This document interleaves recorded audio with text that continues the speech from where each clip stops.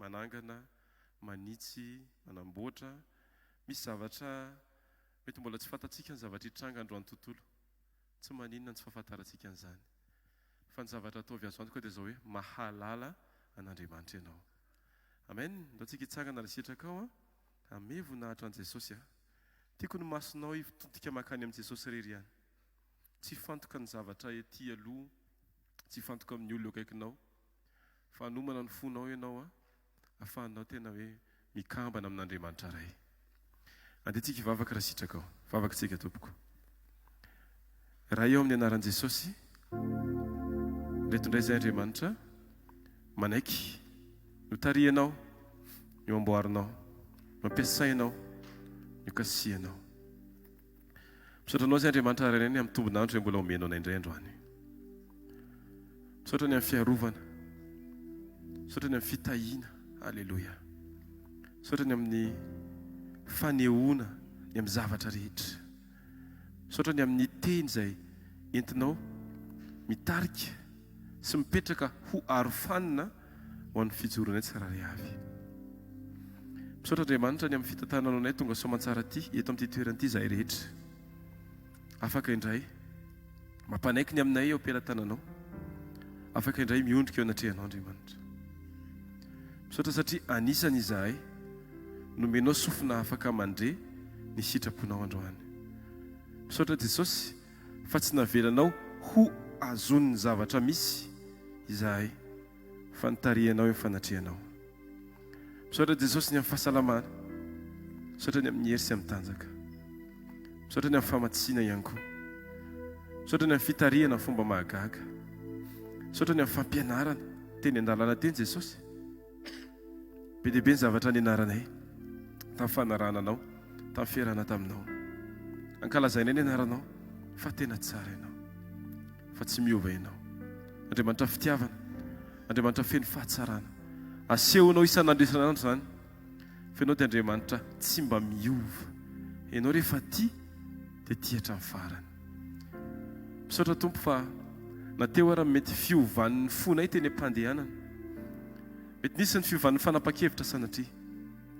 Fa nefa tao anatin'izany tsy navelanao novain'ny zavatra misy ny toe-ponao Andriamanitra. Ankehitriny Andriamanitra dia tonga eto izahay te hianatra anao, te hikambana aminao, te ho tahaka anao, nitoetry ny fonay, ny momba anay tsirairay avy. Jesosy misaotra anao izahay ny amin'ny fotoana tahaka an'izao. Aoka tsisy raraka Andriamanitra ny tsirairay avy. Aoka Jesosy ny fonay tena hisokatra ary ho tany lonaka hiasany ny teninao ahafahanay mitombo indray Andriamanitra, mandroso indray Jesosy Kristy. Jesosy eo tena zava-dehibe ny fotoana tahaka an'izao. Aoka tsy ho raisinay ho tahaka ny fahazarana ny hoe afaka mivavaka zoma, afaka mivavaka sabotsy, afaka manatrika sekoly, afaka mihaino tenin'Andriamanitra. Fa aoka ho raisinay tahaka ny tena hoe privilège ho anay mihitsy Jesosy, izany hoe mbola afaka manatrika fotoana, mbola afaka mijery fotoana, manaraka fotoana amin'ny Facebook sy ny YouTube. Jesosy eo amin'ny anaranao Andriamanitra te hisaotra anao fotsiny izay Jesosy. Misaotra Jesosy, misaotra Jesosy ny amin'ny teny izay nomenao, misaotra Jesosy ny amin'ny fanangananao. Asaiko ianao raha sitraka andao tsika hisaotra an'Andriamanitra ny amin'izay zavatra rehetra natrehana, ny amin'ny zavatra rehetra misy isaora izy. Fa ny teninao dia miteny Jesosy hoe misaora amin'ny zavatra rehetra. Eny Jesosy, hisaotra izay ny amin'ny zavatra rehetra. Ankasitraka anao izahay satria ny zavatra azony antoka Jesosy dia ny fahaizanao mitondra sy fahaizanao mitantana no mbola mahatoy izao anay tsirairay avy. Misaotra Jesosy ny amin'ny dada, ny amin'ny neny, ny amin'ny ankohonana, ny amin'ny vady aman-janaka, ny amin'ny mpiara-monina, ny amin'ny mpiara-miasa, ny amin'ny mpiara-manompo. Aleloia. Ny amin'ny ray aman-dreninay, ray aman-drenay ara-panahy, ray aman-drenay amin'ny finoana. Misaotra Jesosy fa ianao no matoy izao anay tsirairay avy Andriamanitra. Misaotra Andriamanitra fa tsy navelanao hoe tsy maintsy voatony ny vavanay ao anatin'ny vavaka izay voatanterahanao. Fa nasehonao fa ianao dia Andriamanitra mahagaga, mpamatsy, feno fitiavana. Ankehitriny raha maka ny teninao izay Andriamanitra, daoka izany teny izany anavatsava ny fonay tahaka amin'ny fanavatsavahan'ny varatra rehefa milatsaka. Aoka izy amakivaky Andriamanitra ny fonay ka anaisitra ny teboka mety maizina rehetra eo amin'ny fiainana tsiraray avy. Tompo, diovinay ny fonay Andriamanitra, satria ny mahamaiky anay Andriamanitra dia tsy hoe nivaliany ny etaetanay amin'ny zavatra mety ilanay ety an-tany, fa ny ahafahanay mikambana aminao sy miray aminao Andriamanitra. Ny fotoana tahaka an'izao sabotsy communion dia akoho tsaronay mandrakariva isaky ny teboka tsiraray avy Andriamanitra, fa ny tanjona tokony marina anatin'ny fonay dia ny fikambanana aminao Andriamanitra. Aoka tena ho iray aminao zay Andriamanitra. Aoka ho anatin'ny tonom-bavaka io hoe Tompo, te ho iray aminao a, te hikambana aminao a, te hitambatra aminao a. Ny fijeriko tiako fijerinao, ny fiteniko tiako fiteninao. Tompo, aoka hanompo amin'ilay endrika tianao anompoko anao Andriamanitra. Tsy amin'ilay sary hitako any amin'ny olona, tsy amin'ilay sary heveriko fa mety, fa fantatro Andriamanitra fa ilay fihevitrao dia tsara lavitra ary izay ny tokony ataoko mandrakariva. Asa raha tovavako dia teneno Tompo tia manolotra ny tenako anao. Ampiasao Andriamanitra aneo anao ny antsipriany. Ampiasao Andriamanitra ahay tena ifandray amin'ny olona rehetra satria ianao mampianatra an'izany. Ilay fampihavanana izay nataonao Jesosy Kristy, anao koa fampihavanana ho marina eo amin'ny fiainako amin'ny anaranao Jesosy. Asa raha tovavako androany, asa raha tovavako androany, alleluia. Amin'ny anaranao Jesosy, amin'ny anaranao mpanjaka, amin'ny anaranao mpamonjy, aoka tena ho marina amiko ilay teninao izay minao dia nasa tokony ataony koa. Fa ny toe-poko Andriamanitra aoka ho hitambatra aminao, iray aminao Andriamanitra, amin'ny anaranao Jesosy. Amen, amen, amen. Fiadanan'ny Tompo amintsika rehetra dia ampifaliana indray ny onana tahaka an'izao tena tombony be mihitsy ny hoe misy fotoana ohatran'izao ahafahantsika miona. Rehefa miona ny zanak'Andriamanitra dia misy zavatra mitranga. Rehefa miona ny zanak'Andriamanitra dia mahita ny fahaizan'Andriamanitra mitondra ny fiainanao ny olona akaikinao, dia atonga azy tena hiteny hoe wow, tsara zany fitondranao zany Andriamanitra. Ary ny zavatra azoko antoka dia zao hoe raha nataonao tamin'ny hafa dia afaka ataonao amiko koa. Amen. Dia tsika maka ny Salamo fa 120 andininy fahavalo ka hatramin'ny faharoa ambin'ny folo. Salamo fa 120 ny andininy fahavalo ka hatramin'ny faharoa ambin'ny folo. Salamo fa 120 andininy fahavalo ka hatramin'ny faharoa ambin'ny folo.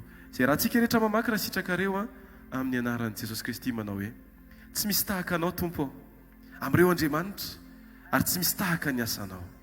Ny firenena rehetra nataonao dia ho avy ankohoka eo anatrehanao Tompo, ka nome voninahitra ny anaranao. Fa lehibe ianao ka manao zava-mahagaga. Ianao irery ihany no Andriamanitra. Ampianaro ny lalanao aho Jehovah, dia andeha amin'ny fahamarinanao aho. Ampiraisy ny foko atahotra ny anaranao. Hideranao amin'ny foko rehetra aho Andriamanitra Tompo, anome voninahitra ny anaranao mandrakizay aho. Amen. Jesosy eo androany dia zahay mihitsy Andriamanitra ny anolotra ny momba ny tsiraray avy iankohako eo anatrehanao. Ampanaiky ny momba ny tsiraray avy eo an-tongotra ao Andriamanitra. Aoka izay ianao tahaka ny Maria, ilay mpandany fotoana eo an-tongotra ao Andriamanitra fotoana rehetra. Tsy mahare, tsy mahita zavatra hafa akoatran'izay ambaranao sy ny eo an-tongotra ao Andriamanitra. Vavak'izay Jesosy androany mba ho mpiankohaka marina ny tsiraray avy, ho tonga saina fa ny zavatra takianao Andriamanitra, dia ny fonay tafafantoka aminao amin'ny fotoana rehetra. Androany dia te hisaotra anao zay Jesosy. Tsy hoe misaotra ny olona izahay, tsy misaotra ny tenanay izahay Andriamanitra, fa hisaotra anao fotsiny Andriamanitra. Aoka ny fonay na mbola tsy misokatra ara ny vavanay dia efa mipololotra fisaorana. Misaotra Jesosy ny amin'ny fiainako, ny amin'ny fitarianao, ny amin'ny zavatra rehetra. Ataontsika hisaotra ao anatin'izany. Tiako anao raha sitraka ao anao vavaka amin'izao fotoana izao. Fisaorana, hisaora izy, ny amin'ny masonao mahita, ny sofinao mandre. Ianao mbola afaka mifoka rivotra, ianao mbola afaka mandeha, afaka midiserina tsara, ianao mbola afaka manatrika fotoana tahaka an'izao. Hisaora izy aza vela mihitsy, izy zavatra anankiray mitranga eo fiainanao ka tsy mampitodika ny fisaoranao makany amin'Andriamanitra ianao. Jesosy misaotra anao ny amin'ny zavatra rehetra. Jesosy tsy voatery hoe voakajiko, tsy voatery hoe hitako, tsy voatery hoe vavako tsy maintsy manonona voatanteranao le izy, fa naseho anao Andriamanitra, fa nanirivotra mandalo eo amin'ny oroko ary Andriamanitra. Dia tsy hoe vokatry ny vavaka nataoko hoe amin'ny oro ohatr'izao, amin'ny minitra ohatran'izao dia ataovy misy mandalo eo amin'ny oroko. Tsy izany Jesosy, fa nanehoana aho fitiavana izahay tsiraray avy. Dia misaotra Jesosy, misaotra Jesosy, misaotra Jesosy, misaotra Jesosy. Saotranao sa ry tompo tianay, ry tompo tianay, fa mbola vola nomenao nomenao tombonandroa aideranao ny zavatra taonay ny zavatra atao na ankinina minay kinina minao fa lehibe toko ny fitiavanao ny fitiavanao ny mpanomponao maferitsika any misaotra anao zahay ry tompotianay alleluia saotranao zahay ny tompotianay vola nomenao vola nomenao tombonandroa haideranao ny zavatra taonay ny zavatra atao na ankinina minao kinina minao fa lehibe toko ny fitiavanao ny mpanomponao ery lehibe toko hoanay ny mivavaka aminao ko ampionao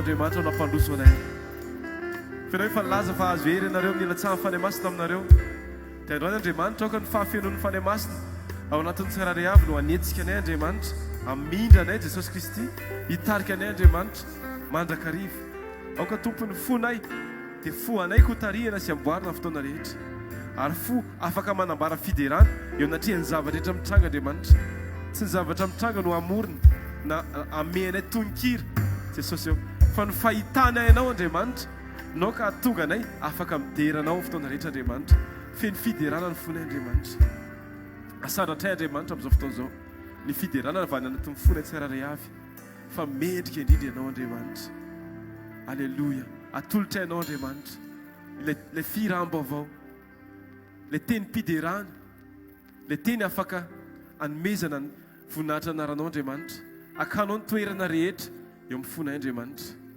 Jesosy eo ampianaro izahay tsy hamenatra seza roa na seza telo ao anatin'ny fonay Andriamanitra fa tokana dia ny fitoeranao Andriamanitra ianao rery ihany nao ka hanjaka eo amin'ny fiainanay tsirairay avy atolotra ny fonay amin'izao fotoana izao Jesosy atolotra ny momba anay tsirairay avy Andriamanitra amin'izao fotoana izao ho toerana anankiray izay ahatamananao ho toerana anankiray izay isehon'ny fahatsaranao anaovanao izay tena ao am-ponao manokana Andriamanitra alleluia fiderana tompony menainao fiderana Andriamanitra atolotra ianao androany amin'ny anaranao Jesosy alleluia alleluia fiderana nanuasa ndratroanao rayo tsy ho takatry ny saiko tsy ho takatry ny saiko ny alebiazanao efa mahagaga Jesosy efa mahagaga fa nambola kely diambola notia vina maveritsika any fiderana no saratro anao fiderana no asa ratroanao rayo tsy ho takatry ny saiko ny alebiazanao efa mahagaga Jesosy efa mahagaga fa nambola kely diambola notia vina indro atolotroanao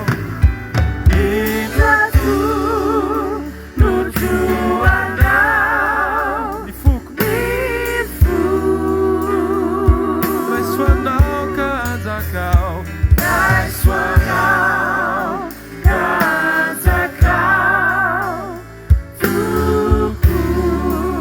ifahaza zako anie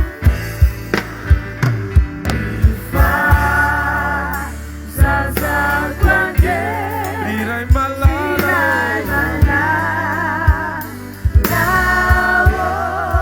ulatiko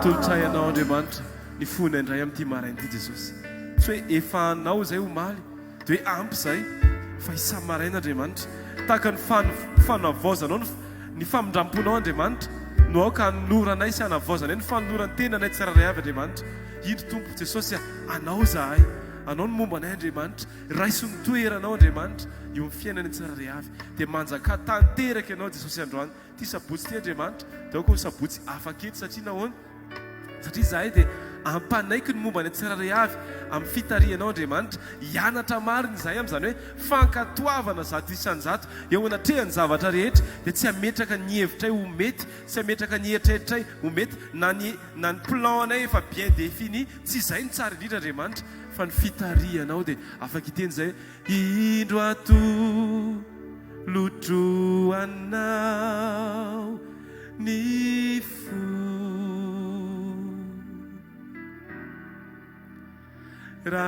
raisoanao kanjakao toko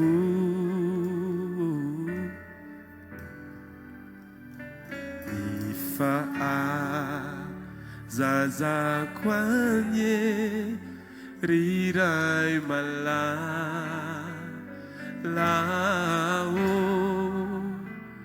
ulani kuidera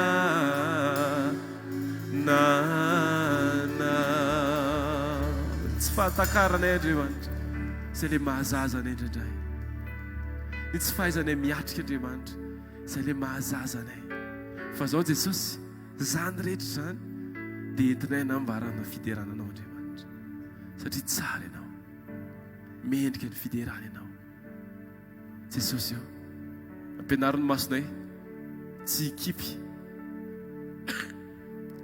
tahaka ny fitarianao tahaka fampianaranao mpianatra atao Getsemane tamin'izany fotoana zany hoe miambena ka mivavaha dia teny ianao Jesosy hoe aoka ny masonareo tsy hikipy ka tsy hahita fa ny fotoana rehetra dia aoko tsaronareo ny Hébreu 12:2 alleluia ny fimpanjinanay ianao Jesosy Kristy no miazona ny fononay tsy ho raraka aoka ny fonay Andriamanitra ho tafaray aminao amin'ny fotoana rehetra ndao tsika hivavaka ny amin'ny fijoroany tsiraray avy hivavaka ny amin'ny fijoronao tompo androany aoko ty sabotsy ty Andriamanitra aoko ty fotoana ty Andriamanitra ho fotoana anankiray izay afahako mijoro foana tsy hoe mijoro mba ho hitan'ny olona fa mijoro mba ho tafaray aminao foana fotoana rehetra Andriamanitra aoko amin'ny fotoana rehetra ananako Andriamanitra aneoko an'izany hoe fifandraisako aminao dia tsy misy akoatra ny fiterako ny anaranao Andriamanitra mendrika ny tera sy ny aja asandratra ny tananay asandratra ny tananay mba hovoninahitra mendrika ny tera sy ny ajanao asandratra ny tananay mba hovoninahitra mendrika ny tera ianao mendrika ny tera mendrika ny tera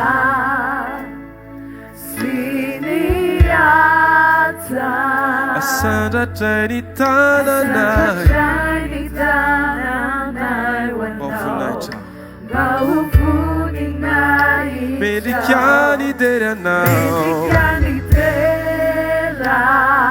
sy ny aja asandratra ny tananay halleluia mba hovoninahitra fa tsara ianao fa tsara ianao magaga tsara ianao tsy mitovy aminao tsy mitovy aminao tsisy toanao fa tsara ianao magaga tsara ianao Jesosy tsisy toanao tsara ianao magaga tsara ianao tsisy mitovy aminao tsisy tsara ianao magaga tsara ianao tsisy mitovy aminao tsara ianao tsara ianao tsara ianao Jesosy tsara ianao magaga tsara ianao tsisy mitovy aminao tsisy toanao tsara ianao tsara ianao magaga tsara ianao tsisy mitovy aminao tsisy toanao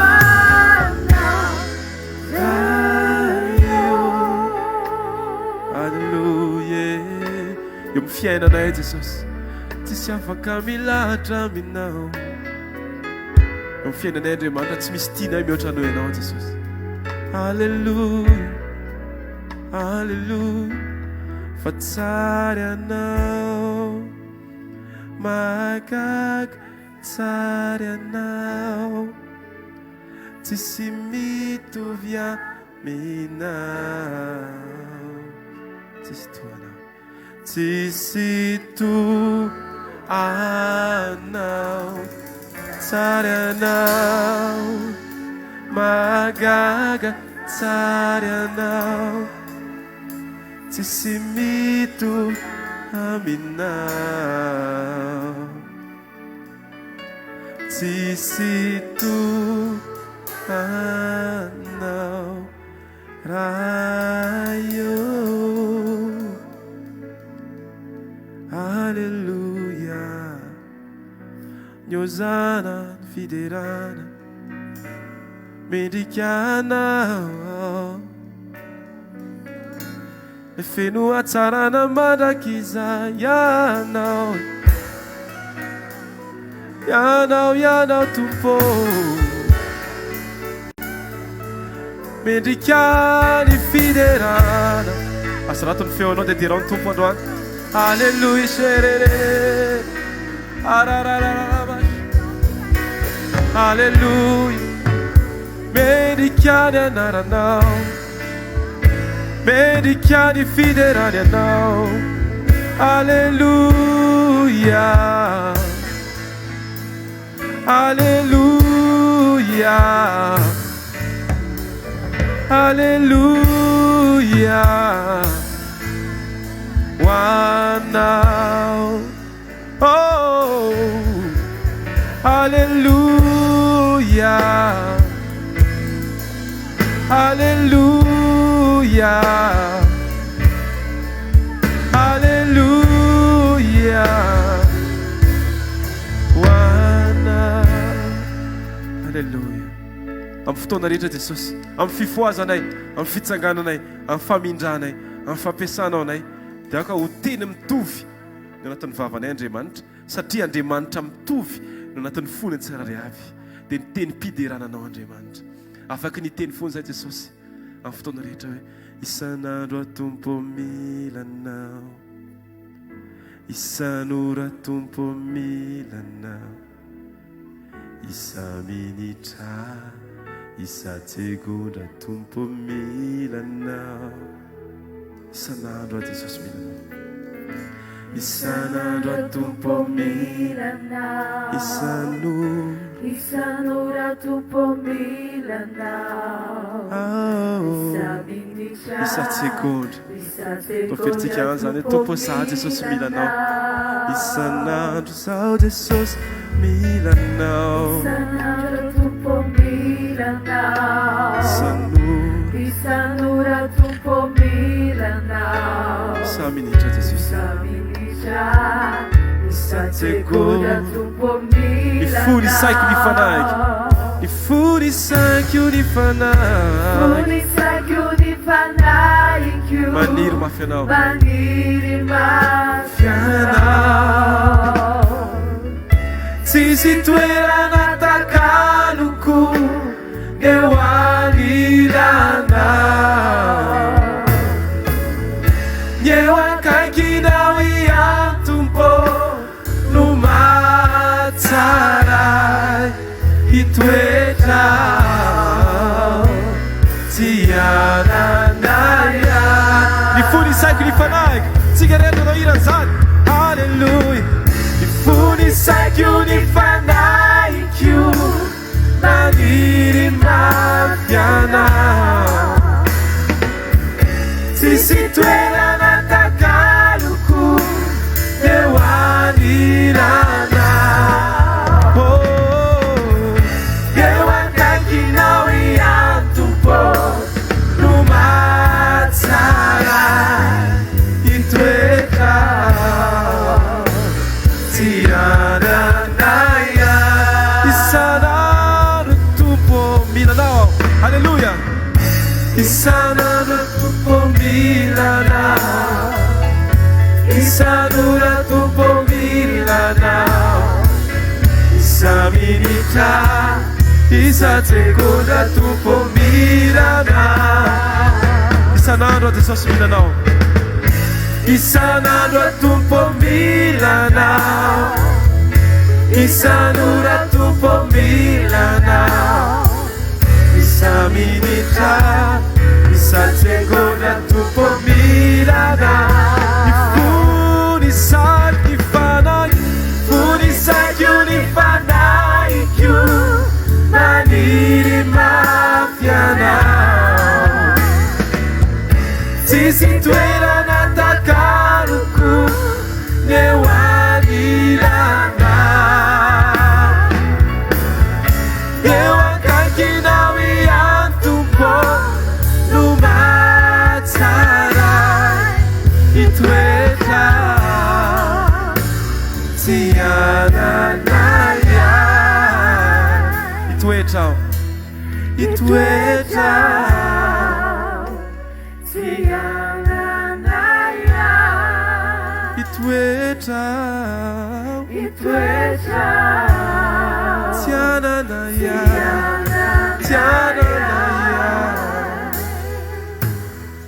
itoetra tsy ananay. Mety anjera nyavo fa iza mbola hijoro foana, mbola hijoro foana no ny heriny sandrinao, sandrinao zao malala faty. Mety anjera tsika rehetra, alleluia, mety anjera nyavo fa iza mbola hijoro foana, alleluia, sandrinao, sandrinao zao malala, zao malala fa ayanao, zao malala fa, zao malala faty ayanao, zao malala, zao malala faty ayanao. Alleluia. Ako fahalalana ho tsaronay foana Andriamanitra ny fitiavanao ny tsirairay avy, satria ny tenin'Andriamanitra dia milaza fa ny fitiavanao ny tsy mahalany ritranay Andriamanitra. Mahatonga ny ao anatinay tsy mety ritra Andriamanitra dia satria mahatsiaro foana izay fa misy Andriamanitra tena tianay amin'ny fotoana rehetra. Betsaka mety mampitodika ny lamosiny aminay Andriamanitra, fa rehefa ianao Andriamanitra no manaiky amihana anay dia ampy anay ny zavatra rehetra Andriamanitra. Fantatray Andriamanitra manomboka amin'ity fotoana ity, ary ho tsaronay mandrakariva amin'ny minitra sy amin'ny sekondra rehetra fa ianao dia tianay tsirairay avy Andriamanitra, ary tsy mba manana foteanarana ianao fa amin'ny fotoana rehetra dia foteanangana, te hanitsy, te hanamboatra, te hampianatra isan'andro, zany mihitsy ianao, zao malala faty ayanao. Ndao tsika rehetra araka itena zany hoe za Jesosy malala, zao malala faty ayanao, zao malala tsy anary ayanao, zao malala tsy anary ayanao, zao malala faty ayanao, la faty ayanao, zao malala, zao malala, zao malala faty ayanao. Alleluia. Siteka mafy ho an'i Jesosy. Amen. Manapitranao azy toerana tofoka azafady. Ia, azo toerana tompoko azafady. Eny tompoko. inona le olana dia inona lesona nraisina dia nanahoana le izy tao aorianan'izay. Ny anaran'i Jesosy ny niara-antsika tsiraray avy. Nisy fotoana ako bevoka dia isaka makany amin'ny rasazy dia 20 foana ny tension-ako. Dia izay moa zany efa tamin'izany efa ny communion tamin'ny Jesosy dia tsy nanana eritreritra mihitsy na hoe inana fanafody na kely ary satria efa vitan'i Jesosy daholo zavatra rehetrarehetra. Dia eo teraka amin'izay dia hoe provoqué ity zazy ity fa le tension niakatra foana. Dia hozy izy le vadiko hoe efa asiana fanafody foana hatramin'izay rehefa miteraka fa aloha amin'izay mba tena kina amin'i Jesosy amin'izay ty farany ity. Dia tsy nandeha tany amin'ny rasazy izay dia efa nasiana menace kely le carnet hoe raha maninona zany dia tsy miantoka izay satria le kibo ngeda be nefa le tension koa niakatra. Dia tonga amin'izay fotoana naterahanay dia hoe tsy ampiasaina fanafody mihitsy Jesosy ty zazy ty na dia iray arany izay vavaka natao. Dia tonga amin'izay ny fotoana naterahana tany an-drasazy dia hozy izy efa maninona zao vao tonga dia aiza daholo ny fanafody. Dia hozy izy izay hoe ampiasao aloha raha misy rasazy fa tsy nahazo izay dia nandeha mivoaka kely tany tokotany le vadiko hoe antso pasteur aloha za fa vavaha tsara. Dia verina avany izy tonga dia latsaka soamantsara le zazakely dia tsy nampiasaina fanafody mihitsy na dia iray ary Jesosy voninahitra. Dia ny faharoa indray ny zanako 4 taona masaka be mihitsy ny vavany ka hatrany amin'ny tendany any dia izay raha fa misakafo dia malahelo anazy satria mitomany izy dia izay mivoaka ny tokotany daholo. Dia nentinay tamina pasteur izay izy dia ozy le pasteur hoe efa manino ty zazy ty ndana hoe tany amin'ny hôpitaly aingana. Dia za efa nanana zaza tsy azo tany amin'ny hôpitaly dia tiana fay dia nalaoko ny ankina amin'i Jesosy hoe rehefa maty izy dia anao dia velona izy dia anao fa tsy mitondra zaza amin'ny hôpitaly intsony Dia tonga izay dia nentinay tao an-trano dia mivavaka dia niantso rahavavy niara-mivavaka tao. Inona koa le fanambarana tenen'le rahavavy ozy izy hoe androany alina ozy izy dia hokatsia hitan'i Jesosy ty zazy ty dia efa nionona zany mifoka hoe Jesosy lasanao zany ty zazy ty androany. Ay tonga maraina tonga izy dia nitady sakafo be mihitsiny dia voninahitra ho an'i Jesosy. Dia tena farany sady ohatry nafinaritra an'ala izy satria misy fotoana maka toriteny aty zany dia alefaka eo an-tokotaninay le izy eo le bafla dia alefaka eo satria araka an'le teny hoe rehefa matsiro ao aminao le izy dia zarainao amin'ny hafa koa zany. Dia nandeha le nakany amin'ny mpapiditra film zany novaina le izy natao maivamaivana zaka lecteur dia tonga tany le zanako aka an'le USB amin'izay. Dia efa nalefa n'le mpapiditra film tatatata teo amin'le tsena teo zany le toriteny pasteur Rodolphe dia taitra be le zanako dia hoe ahoana zany fa tsy maintsy hoentiko ty USB ty dia nafaly be anay fa tonga dia ozondry zareo hoe efa nikopienay ozy izy dia voninahitra ho an'i Jesosy dia tiako amin'ity nena kely le izy zany le hoe rehefa tena hoe natoky tanteraka an'i Jesosy zay zany tao anatin'le communion dia hoe natoky an'le asa vitany teo amin'ny hazo fijaliana dia tsy misahirana mihitsy na makany amin'ny dokotera fa lasa nanaiky anao zavatra rehetrarehetra na menasy tahaka an'ina ary ny ataon'ny dokotera sy ny tension. An'i Jesosy voninahitra. Alleluia. Ndao tiaka mafon'i Jesosy tsika.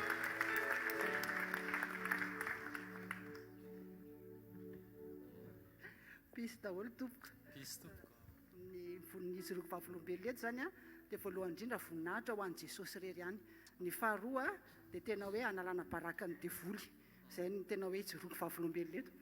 Nisy fotoana zany isako miteny ny mpanompon'Andriamanitra hoe misy témoignage ve dia aoa izay foana ny teneko tsisy dia henoko mihitsy ny Jesosy miteny hoe zany ve dia mbola ohatra hoe aty anatinao zany ohatra izay foana nisako izay dia mbola tsy fotoana dia voaviana le fotoana dia tamin'ny Sabotsy dia teo dia tena hoe henoko mihitsy mifany masina tena miteny hoe tena ohatra ny tsy mamela anahy tsy mamela ty anatiko dia zay Jesosy amin'ny heriny azany ijoro tena ijoro Jesosy amin'ny heriny dia tena tiako tena anatin'io zany hoe lalanao araka ny teny Jesosy hoe fihevitrao tsy fihevitra ny lalanao tsy lalako.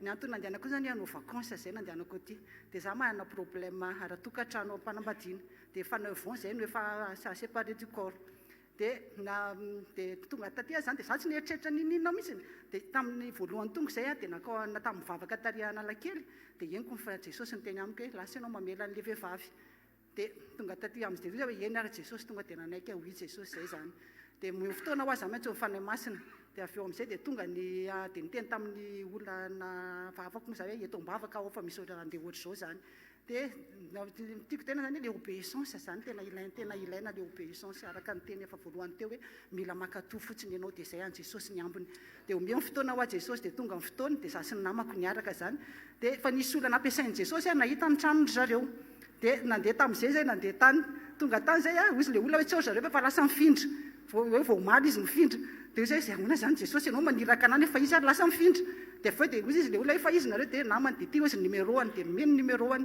dia natsonay izy dia niny andro niny any nanao fotoana taminy teo amin'le namako mody nanao fotoana taminy teo analakely dia tonga teo dia mifanena taminy tiako tena jesosy araka ny tenin' jesosy rehefa sitraky jesosy na le amin'ny mpanompo na amin'ny fahavariny ara-pataony mifanena aminy dia tena hoe nampifanenany jesosy teo analakely zay dia teo dia nafaka namela anazy teo namela dia aveo moa afaka ny tena amin'ny hoe tiany jesosy ianao namela anazy fa mila zay zany ao anatsika satria jesosy ny teny hoe mila ozy izy misy olona mila an'izany fantatro hoe izy mila an'izany fa zay ny tenin' jesosy hoe misy mila famelan-keloka mila mamely tsika ninonninona ny anjaranao mamela fotsiny an' jesosy mifantatritsika ninonninona na efa hoe efa hita raha hoe efa misy zavatra miseho hvkl dia mbola hoe ny zavatra hita masinao tsika tsy mijery ny zavatra hita masina ny zavatra tsy hita masina efa hita nijery atsika mifantatry fotsiny hoe nivadiko efa misy teo efa nediny vo amin'i jesosy zay mifantatra ao anazy zay fotsiny mifantatry foana hatramin'izao hoe zay na zay na ina raha ny zavatra mbola miseho fa zay ny tiany jesosy tenenina amintsika etra tsy fantatra hoe iza ao mila an'izany fa za aloha tao anatiny mila mamely ninonninona zavatra tao ninonninona zavatra miseho mila mamely tsika fa zava-dehibe milibere anao ary milibere anazy zay ny tena hoe zava-dehibe ataon'i jesosy voninahitra ho an'i jesosy rery any dao tsika tiaka mafo an' jesosy mikasika an'izay famelan-keloka zay ihany ty témoignage manaraka ty malefa kely tainy jesosy tompoko tsy nahay namela heloka dia narary fantatro ihany le hoe mamelany helokay taky ny namelanay iny nefany ohatrany tsy mety mihitsy ny ihany le izy na dia natao foana nandritra ny taona maro dia avy eo nahita ny lalàna sy mpaminany dia hoe zay tsy tianao atao amin'ny tenanao dia azo atao amin'ny hafa koa dia mbola nataoko ihany koa fa mbola narary ihany dia avy eo nandeha tany amin'ny dokotera nakany amin'ny échographie satria natahotra be fa neveriko fa sanatriny izany hoe cancer satria teto le mamaivay be dia tany amin'ny écho amin'izay dia zao nataony hoe le lalandra mivoaka avy eo amin'ny fo izy izy sy dilate dia ino izy mitarika l'inflammation dia ny valva mbola tsy voakasika ozy izy dia zany hoe efa ho voakasika zany dia nefa ny zavatra prescrivevany ho anahy calmant dia fortifiant dia za moa nahita le izy hoe calmant dia tsapako zany hoe tsy voafehany le izy fa efa calmant sisa nomeny anahy eo dia najanoko tany le calmant fa tsy tiako sady ratsy be le izy homéopharma ratsy be ny tsirony fa le fortifiant reriny no haniko dia teny zavatra fantatry fotsiny hoe zavatra tsy ny olombelona dia mbola hain'Andriamanitra ihany dia nanompo foana ihany dia nitoy foana ihany dia une semaine avant rally amin'izay za efa sady nisoratra anarana tamin'ny rally ihany tsy ndraraiko izay marary ihany dia une semaine avant an'iny amin'izay nisy famelan-keloka fao be teto dia ozy izy amin'izay pasteur no farany hoe manasitrany eto jesosy dia le valva koa sitrana ozy izy efa normal tsara dia tadidiko le zavatra nytenen'le dokotera tamiko izay valva izay dia tsaroko ny tenako fa sady maivana ako fa tsy naketo nijoro vavolombelona na dia efa elaela ara fa omaly ariva tsy inona voavity ty contre échographie ty nahitana hoe normal be daholo ny zavatra rehetrarehetra dia voninahitra ho an' jesosy zay efa sitrana zany izy tao anatin'le valva tsy le lalandra makeo kaiky ny fony satria tsy nahay namelameloka raha fitina le izy dia hoe ny tsy famelan-keloka miteraka zavatra eo amin'ny fiainantsika tsirairay avy dia mila mahay mamela heloka fotsiny témoignage farany le any amin'ny MP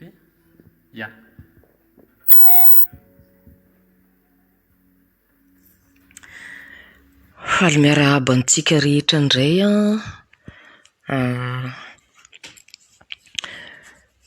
amin'ity maraina vaovao ity indray dia Voalohany indrindra aloha dia averiko amin'i Jesosy ny voninahitra satria tsinitsinina fitaovana fotsiny, tena tsinitsinina mihitsy. Dia gloire à Dieu seul, gloire à Jésus-Christ, gloire à Saint-Esprit au siècle des siècles. Ity misy partage ho partageko amintsika dia alohany anaovako an'ilay partage dia hiara hivavaka foana sika satria ninninona zavatra atao dia tsy misaraka amin'ny Jesosy mihitsy, tsy maintsy apetraka am-pelantanan Jesosy, tsy mahazo mialoha lalana an Jesosy mihitsy zany e. Araka ny tenin Jesosy hoe raha misaraka amiko ianareo dia tsy mahina inona, tena marina izay teny izay. Dia hiara hivavaka tsika. Mankasitraka raha io misaotra Jesosy, misaotra fanahy masina. Misaotranao zay Jesosy amin'izao maraina vaovao zao, misaotra amin'ny souffle de vie. Dia apetrany am-pelantananao Jesosy ity partage izay ho partageany ity Jesosy.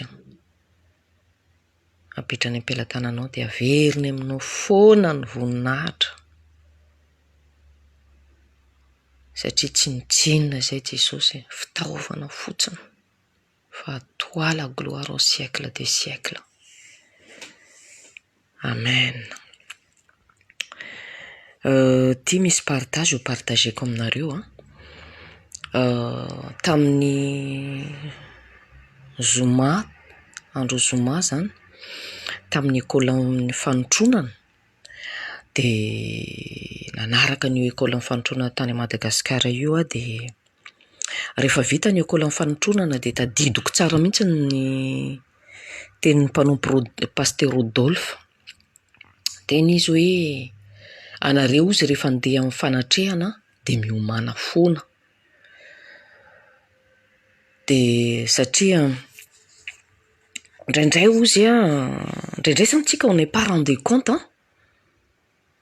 indraindray zany kenkenina ao an-trano ao dia jerena ny lera dia mandeha be dia hoe efa tara, andao efa tara, dia iny dia lasa tsisy fiomanana mihitsy. Nefa le ohatran'ny hoe ara-pito zao ny école ny mantsain'le ohatran'ny hoe alavain'iny zoma iny zao école ny communion. Dia nefa zany école ny communion zany finanana ny vatan Jesosy, fisotroana ny rano, zavatra tena important be zany.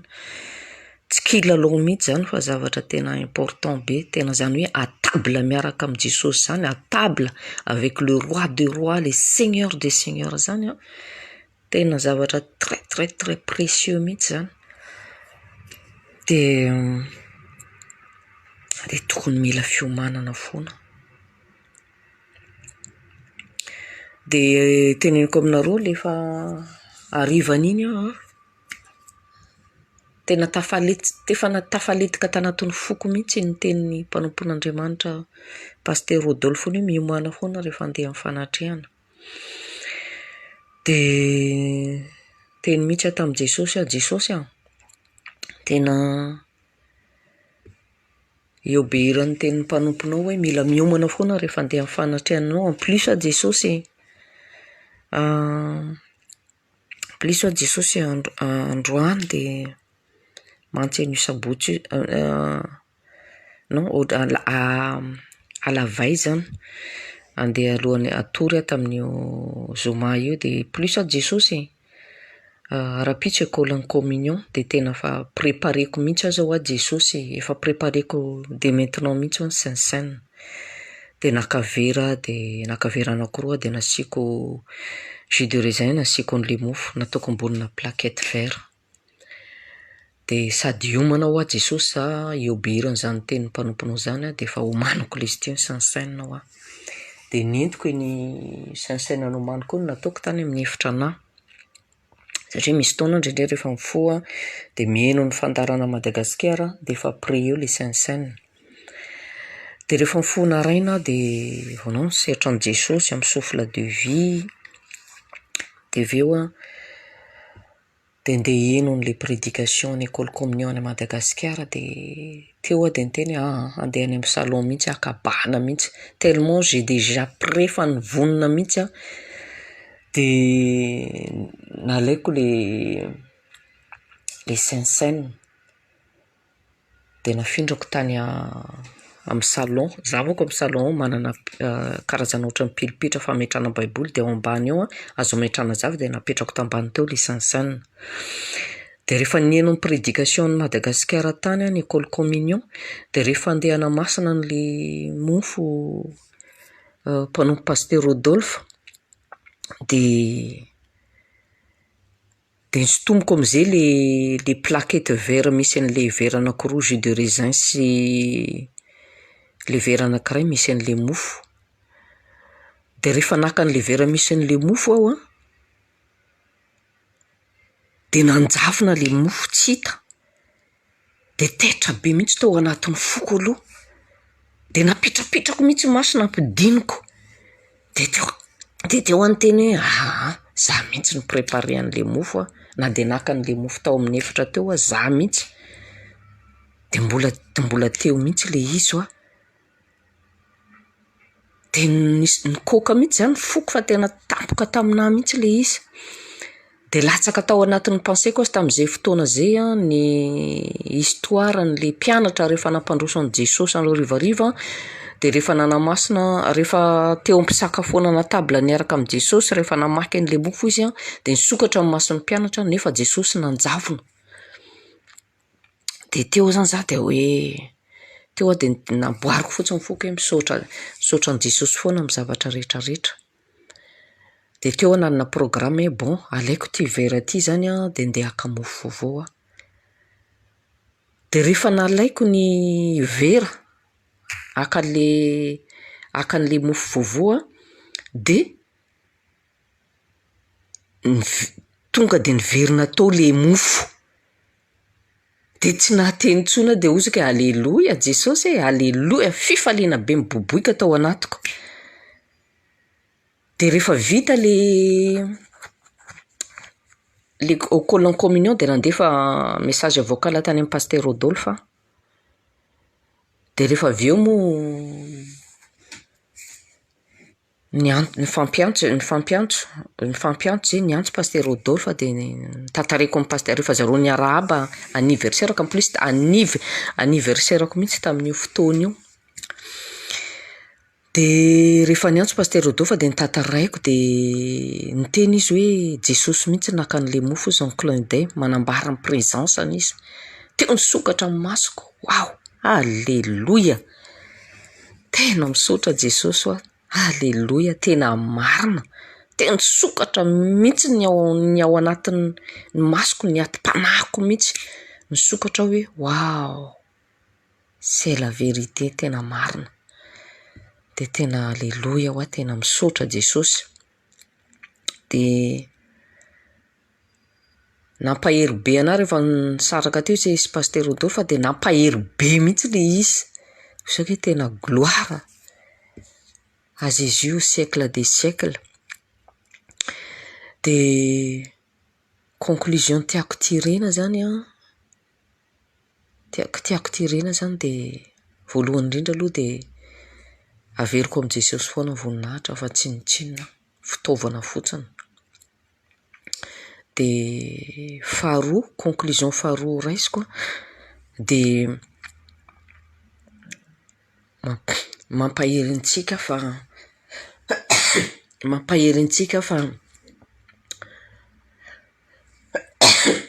azafady fa nikoaka kely mampahery antsika zany fa velona Jesosy zay vavahantsika io aloha voalohany zay. Faharoa dia tonga miverina foana amin'le tenin'ny mpanompo pasteur Rodolphe hoe miomana foana rehefa mandeha amin'ny fanatrehan'Andriamanitra, miomana foana.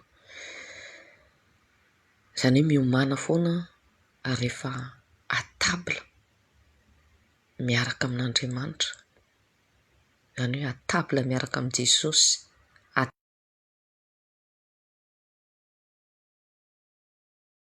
Dia ndao iomantsika. Ozy izy le témoignage teo hoe miomana. Josoa toko fahatelo andiny fahafiry no nanomboana an'ilay fampaherezana maly. Andiny fahadimy. Manamasina ny tenanareo fa rahampitso dia anao fagagana eo aminareo Jehovah. Mino aho fa izay rahampitso izay androany izay satria omaly le tena latsaka dia androany. Mila miomantsika tsirairay avy. Ny fiomanana fahadiovam-po aloha voalohany. Aleloia. Izay tsy madiovam-po matotoko fahadimy andiny fahavalo tsy ahita an'Andriamanitra. Famelan-keloka fahadiovam-po. Témoignage anankiroa teo mikasika amin'ny famelan-keloka. Mangalalopy. Dia ara-maso akaiky ny famelan-keloka antsika tsirairay avy. Amen. Manana fanetretena na tsy diso ary ianao dia ndana makany amin'ilay olona dia mifona raha azo atao ary mino aho fa azo atao. Ahoana ozy izy ny ten'Andriamanitra? Ataovy izay hiavananareo amin'ny olona rehetrarehetra. Amen. Fanetretena faran'izay bitika sy faran'izay ngeza indrindra mihavana amin'ny olona. Alléluia. Ndao tsika hiteny amin'i Jesosy. Jesosy androany raisiko ny décision. Dia aorianany androany iona aminao ilay olona. Dia vao hitanao izy dia mitobotoboka be ny fonao. Tia ilay olona. Eto zany ilay tsy maintsy ambela. Fierté an'i Jesosy ianao. Averiko fierté an'Andriamanitra ianao. Mamela heroka fotsiny. Omeo izay takian'Andriamanitra fa tsy sarotra izany. Mora kely izany. Ny devoly miteny hoe hohainina eo ianao. Ianao indray ve ny andeha angaty? Tsy maninona. Ataovy mahita fifalian'Andriamanitra ianao. Fierté an'i Jesosy ianao. Sandrato ny tananao dia ndao tsika hivavaka Jesosy averiny any aminao ny dera sy ny laza. Ny amin'ny zavatra rehetra nataonao teo amin'ny fiainany tsirairay avy teo Jesosy. Misaotra fa fanehoam-pamantarana manaitra anay ny amin'ny fisianao eto amin'ny fiainanay ny zavatra nitranga tany Fransa Jesosy. Vitanao ny manala sy mamerina ny zavatra. Vitanao ny manaisitra izay tianao hiaisitra ary vitanao ny mampitranga izany amin'ny fotoanany. Misaotra fa mampiteny amin'ny alalan'ny mpanomponao foana ianao fa mila miomana izay alohan'ny atongavana eto amin'ny communion, alohan'ny atongavana aty amin'ny sekoly, alohan'ny andraisana teny ary mila mamela heloka izay amin'ny fotoana rehetra satria izay tsy madio am-po Jesosy dia tsy ahitanao. Jesosy manapa-kevitra izay ny amela ary amela foana mialoha amin'ny fotoana rehetra Jesosy. Tsy hanafotoan'olona intsony fa anome famelan-keloka amin'ny fotoana rehetra. Ray amin'ny anaran'i Jesosy, misaotra fa eto ianao miaraka aminay eto ianao. Misaotra fa misy teny vonona eny ambavan'ny mpanomponao izay hanomana anay alohan'ny hidiranao amin'ny ten'Andriamanitra. Tonga soa Jesosy ataovy hitanao ny fonay fa madio Jesosy. Tia hitanao izay tia hiona aminao izay amin'ny anaran'i Jesosy amen. Andao tsika hitehaka amafoan'i Jesosy andraisantsika ny mpanompon'Andriamanitra hitondratsika amin'ny fanomanana. Tiaka mampiatsika amin'i Jesosy. Alléluia. Fifaliana hatrany mazoterana tompoko ny iaonana amintsika amin'ny fotoana tahaka izao voninahitr'Andriamanitra. Ho fampatsahivana sy ho fanomanana miomana hatrantsika dia manokatra ny fontsika mandrakariva mba tsy ho teny ao an-damosingana ny teny izay ho alefa sorenesina fa tena efa matotra amin'ny fiainantsika ary aneo zavatra tsy takatry ny saina eo amin'ny fiainantsika ary indrindra eo amin'ny toetrantsika ny teny izay ho atsipy sy horenesintsika amin'ny anaran'i Jesosy. Vavakantsika raha eo amin'ny anaran'i Jesosy. Tony izay misaotra sy makasitraka ary mame voninahitra anao. Ianao ilay Andriamanitra ilay izy hatr'izay ka ho mandrakizay, ilay Andriamanitra tsy toha, ilay Andriamanitra manan-kambara aminay mandrakariva. Na izay ary tompo isanandro ohatrany tsy lany resaka ary ohatra ka miresaka amin'ny ao an-trano na miresaka amin'ny namanay na miresaka amin'ny manodidina anay. Maika fa ianao manambara tokoa fa te resaka aminay mandrakariva ianao ary tsy vita ny resaka fa teny hisy akony indrindra ao amin'ny fiombonanay, ao amin'ny fiarahanay, ao amin'ny fanomponay anao. Dia mankasitraka indrindra satria fotoana ahafahana indray mandre sy miaino ny teninao ary indrindra mandray vokatra avy amin'izany teny izany ny fotoana rehetra izay omenao. Dia rahalaza hery aja ho anao irery any ilay Andriamanitra tsy toha, ilay velona mandrakizay amin'ny anaran'i Jesosy. Amen. Amen. Asonareo raha efa manana fahatsapana ihany koa tahaka na ny amin'ny fotoana, resaka fotoana kely vetivety fotsintsika. Fa io fotoana io a, na dia manana famantarana ora ary ianao, famantarana ora tsy miaingana fa mandeha amin'ny fandehan'ny amin'ny tokony ho izy arak'izay nanamboarana azy. Fa zany indraindray asa ianao rehefa ohatra hoe sendra le salama be iny, le salama be mahita tory, matory be iny, le tsy mahita tory zany, dia jerenao io le ry fa ohatra ny tena mihisatra be mihitsy, nefa ny fandehan'ny lera mandeha normal ihany. Misy fotoana indray rehefa ohatra hoe miaina zavatra anaty fiarahana mahafinaritra be ohatra, dia hitanao indray io fotoana io fa ohatra ny miaingana be, efa natsapan'izany be nareo. Nefa ny tompo tsy tiany ankinina amin'izay ny fiainantsika, fa tiany ankinina amin'ilay Andriamanitra tompon'ny fotoana izay mahatanteraka ny fotoanany eo amin'ny fiainanao araka ny sitrapony. Amen. Miantso antsika Andriamanitra mba hiditra sy andeha lalindalina kokoa amin'ny fanarahana azy, amin'ny fiainona ny teniny, amin'ny fankatoavana ny teniny, amin'ny fiainana ny teniny. Miain'ny teny a, tsy tonga hoe hitondra ny mavesatra izay misy, izay iainantsika atao anatintsika, fa tonga ampifamatotra ny fiainantsika, ny marimarina kokoa, na mpiaina ny toetrantsika araka ny sitrapon'Andriamanitra. Amen. Dia ozy ny tenin'Andriamanitra hoe midira amin'ny vavahady ety, ao amin'ny Mateo 7:17-18, midira amin'ny vavahady ety ianareo fa lehibe ny vavahady, ary malalaka izay makany amin'ny fahaverezana, ka maro ny miditra any, fa etiny vavahady ary tery ny lalana izay makany amin'ny fiainana, ka vitsy ny mahita azy. Amen. Dia ozy ny lioka 12:22, tonga dia teneniko ianao hoe aza matahotra ny ondry vitsy, fa efa sitraky ny rainareo ny hanome anareo ny fanjakany. Amen. Izany hoe tsika tsy any amin'ilay fahaverezana. Amen.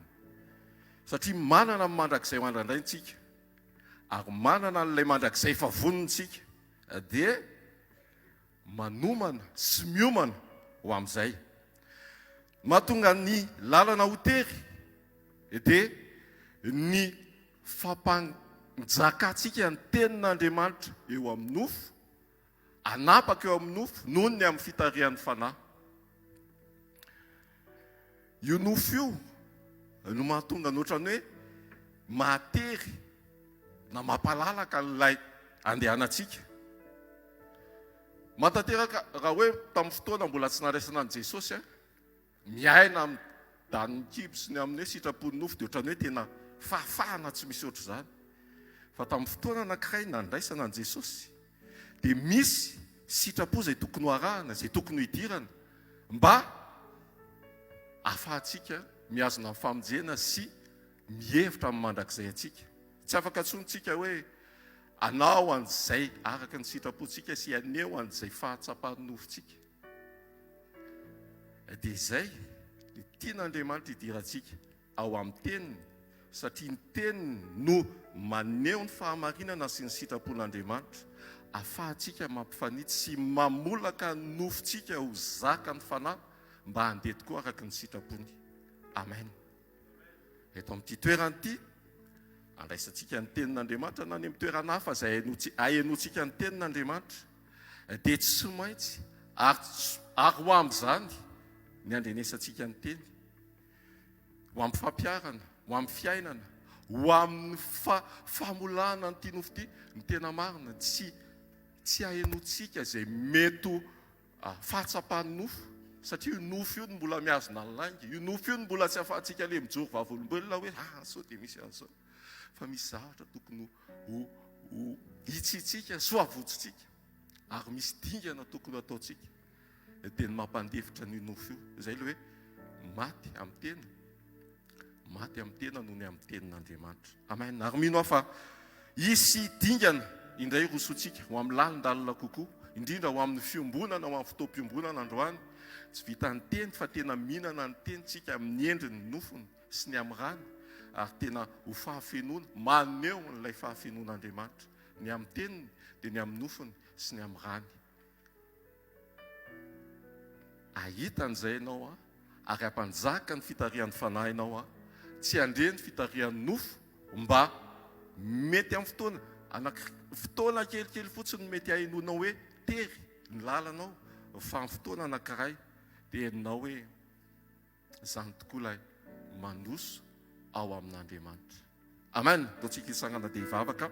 Tompo tia izay aoka napaka atao anatinay ny teninao mba tsy ho nofinay no renesinay amin'ny fotoana rehetra, amin'ny dianay rehetra, amin'ny fiainanay rehetra, fa ilay teny avy aminao izay mipakatra any amin'ny aim-panahinay, mipakatra any amin'ny ainay, ny fanahinay ka hazaka ny nofinay, anatanterahanay ny sitraponao, tsy ho amin'ny fahaterena, fahatsapanay fa malalaka, atsapanay fa afaka, atsapanay fa mitsahatra, atsapanay fa mitony izay ao aminao, tsy miankina amin'ny fihetsem-ponay, tsy miankina amin'izay zavatra iainanay, fa miankina amin'ny teninao Tompo, ary indrindra ny fifantohanay ao aminao, ny masonay, ny fisainanay, ny mombanay manontolo, dia hifantoka ao aminao indray amin'ity manaraka ity, ary aoka ianao no hisandratra, fa izay kosa hietry mandraka ariva ho voninahitry ny anaranao rery any. Dia misaotra indray Jesosy amen. Tiaka mampetsika ho an'i Jesosy mino aho fa androso ianao mino aho fa ho tarihan'ny fanahinao, mino aho fa ho pakato ny teny ianao, fa tsy ho lay mpanadino ny teny. Tiaka mampetsika ho an'i Jesosy andraisantsika amin'ny mpanoton'Andriamanitra. Alleluia. Ndao tsika no hofantanantsika any amin'ny lanitra, akasitraka ny mpanao atsika satria tsika mahatsapa fanainana ny fahatsarana rehetra hitatsika sy zavatra mitranga ao anatin'ity fivoren'ity dia misy Andriamanitra anankiray izay sady olona izy, Jesosy no anarany. Tsisy olombelona mahazo misalotra amin'ny voninahiny, fa raha tsy noho ny anarany sy ny heriny sy ny famonjeny dia tsy misy na inona na sery aza tsisy ho sitrany zany raha tsy eo izy. Ndao tsika tena nokatra ny fotsika hanome voninahitra azy rery. Oka tsisy olona anankiray eto androany ahita olona, fa sokafony ao anatinao ahitany Jesosy. Teneny Jesosy androany, tiaka sitraka no mifoko, fa noho ianao rery, noho ny voninahitrao, noho ny famonjenao, noho ny kasikao, noho ny fanatrenao, nahatanteraka ny zavatra rehetra androany. Jesosy raha misy tokana omeko voninahitra dia ny anaranao, satria ianao rery any nahatanteraka sy nahefa ny zavatra rehetra, misandratam-panjaka fa ny fanatrenao matoy izao anay, ary ianao rery membonahitra sy akasitrany ho fiainanay mandrakizay. Halleluja. Misy mpanjaka manatriketo ka finifo andray azy ny fandera manjakany fatsanany manenika tsika ty mana ireo enta mavesatra, ireo amboa rehetreo atongony, misy anarana ambony anarana rehetra, Jesosy Kristy mpanjakany mpanjaka.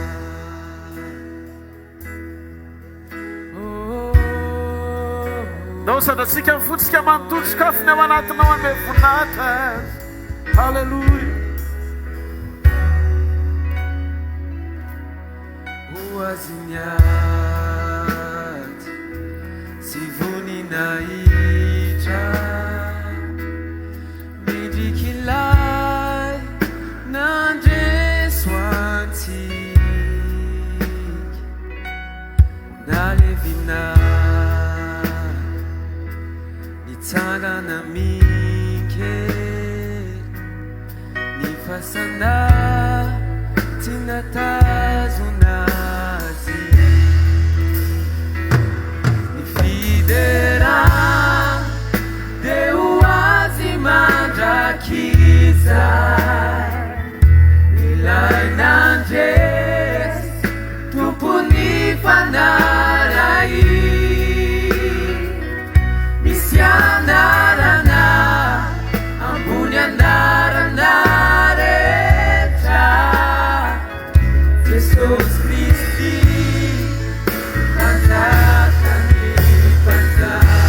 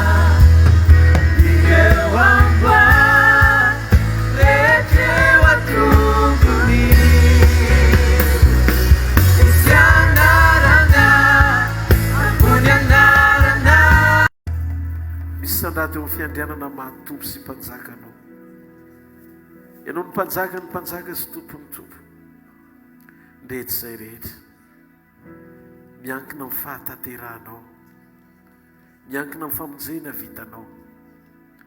Azy izay nomena voninahitra fanenaranao rery mandrakizay fa mendrika ianao zany.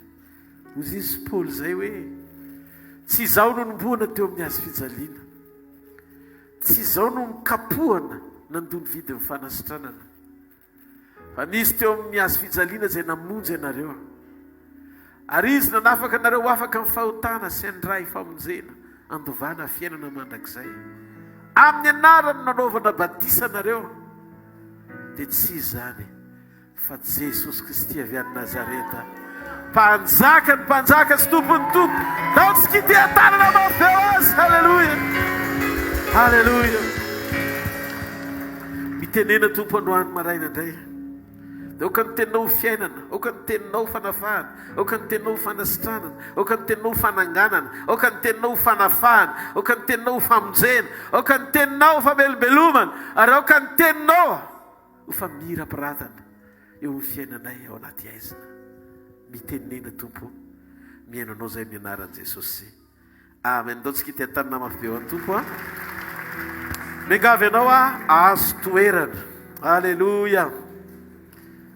Ry lehilahy sy vehivavy tain'Andriamanitra isany ho aminareo ny amin'ny fiadanan'i Jesosy.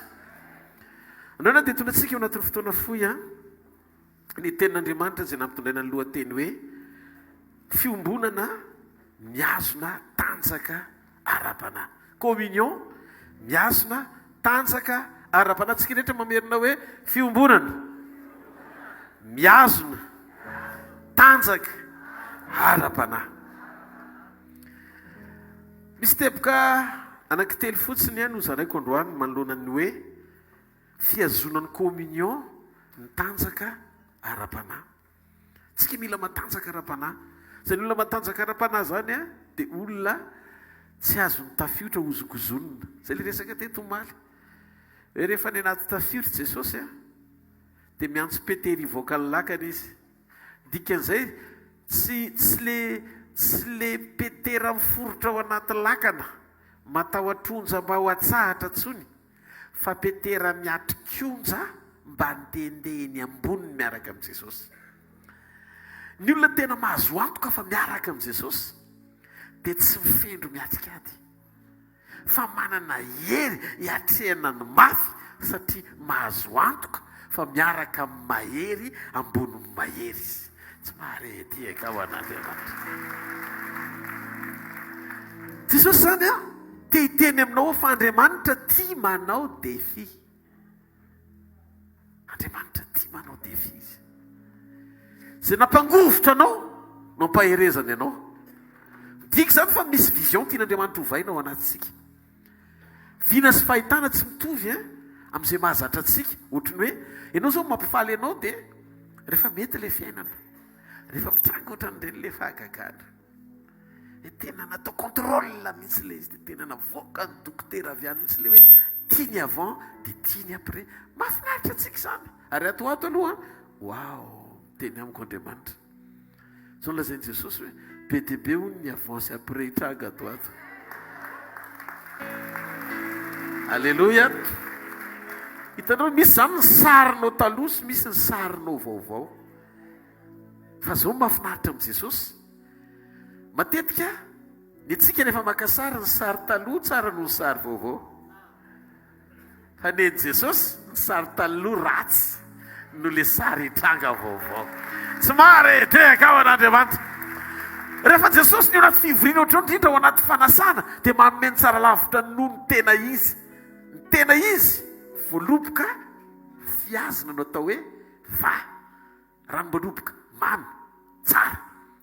Fa ny rano navadika ho divay tsara tsiro lavitra noho ny divay no fiazina rehefa ao anaty fanasan'i Jesosy. Androany marina tiako mampafantatra anao, tsy nasainy Jesosy androany fa izy mihitsy ny manasa. Dia eritrereto hoe raha izy ny nasaina nanao zavatra ohatr' izany, nanova goho ho tsara lavitra, maika fa izy ny manasa.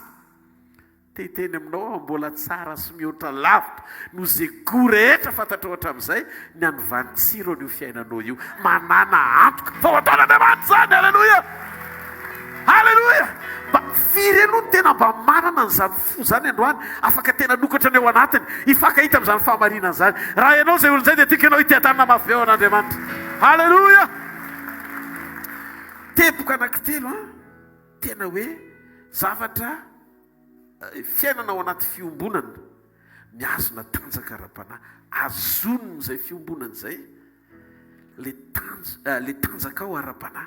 Zany hoe atonga anao zany tsy milefitra mihitsy fa mijoro tsara eo am-panompoana ao an'Andriamanitra. Voalohany mitahiry fahadiovana.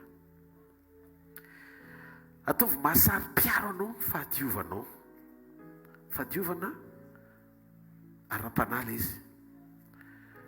Ao amin'ny Genesia 3:7-8 nisy lehilahy atao hoe Josefa. Nankalainy rahalainy izy io satria tiany rainy. Rehefa nankalainy rahalainy izy dia navarotra ho andeha fa atatsika izay. Na tsy hipondry zareo ny anaty vovo dia niendrika indreny hoe maty tany amin'ny dadany. Dia nalefa andevo tany Egypta io Josefa io.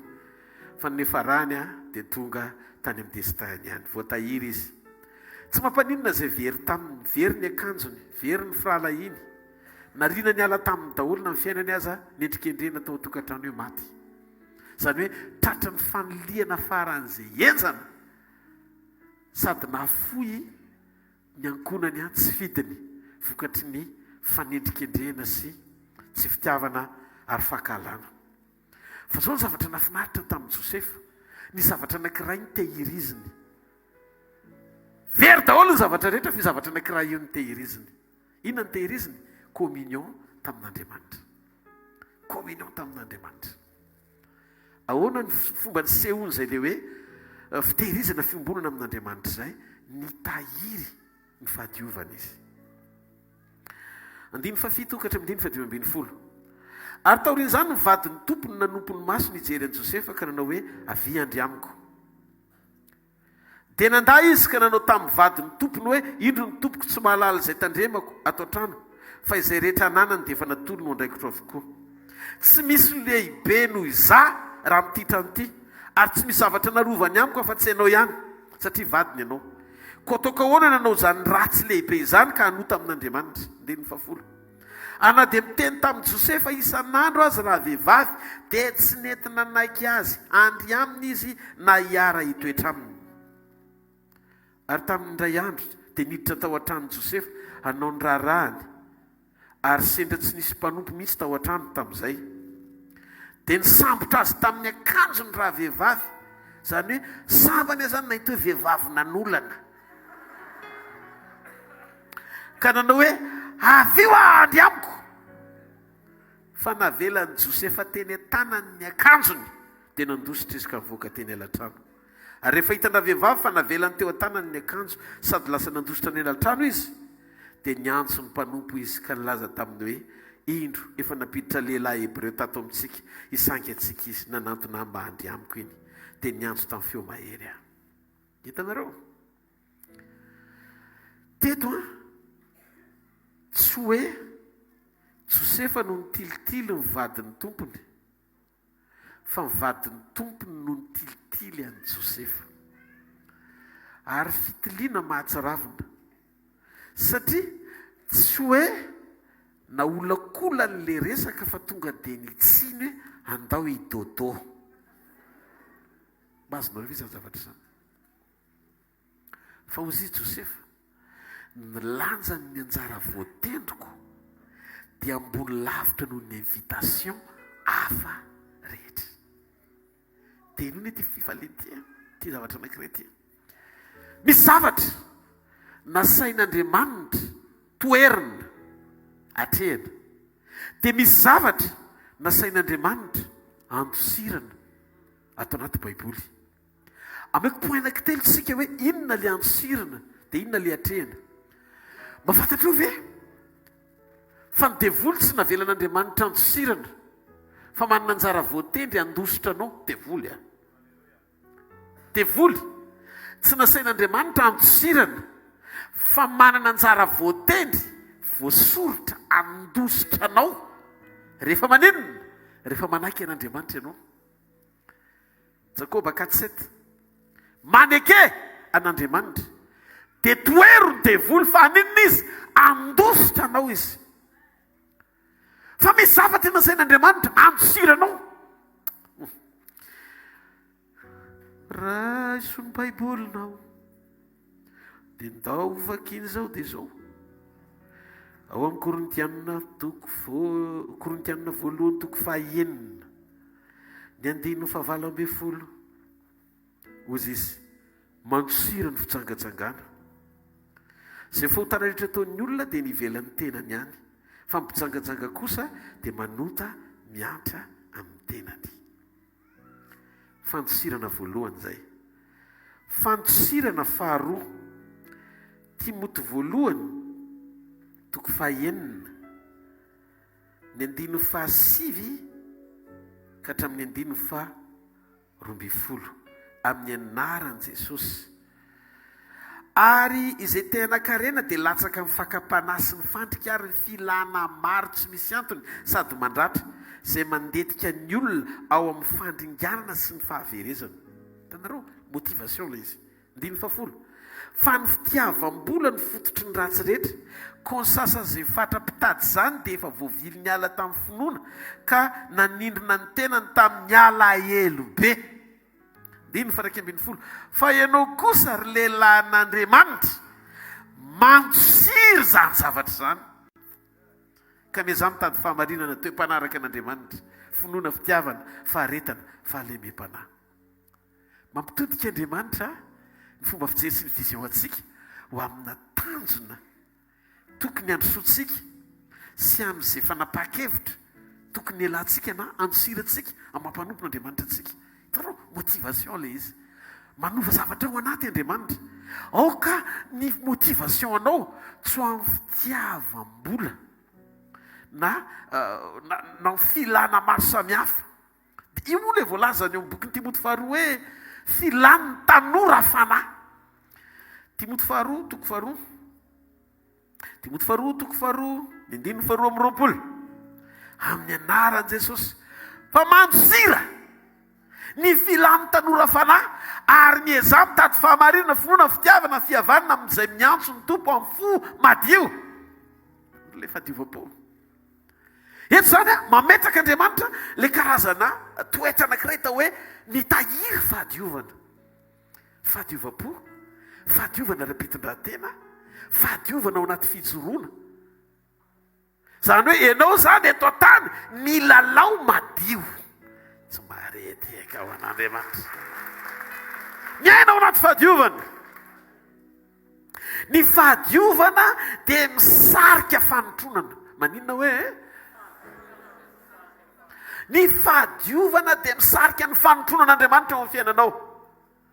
Maria zao nadio izy.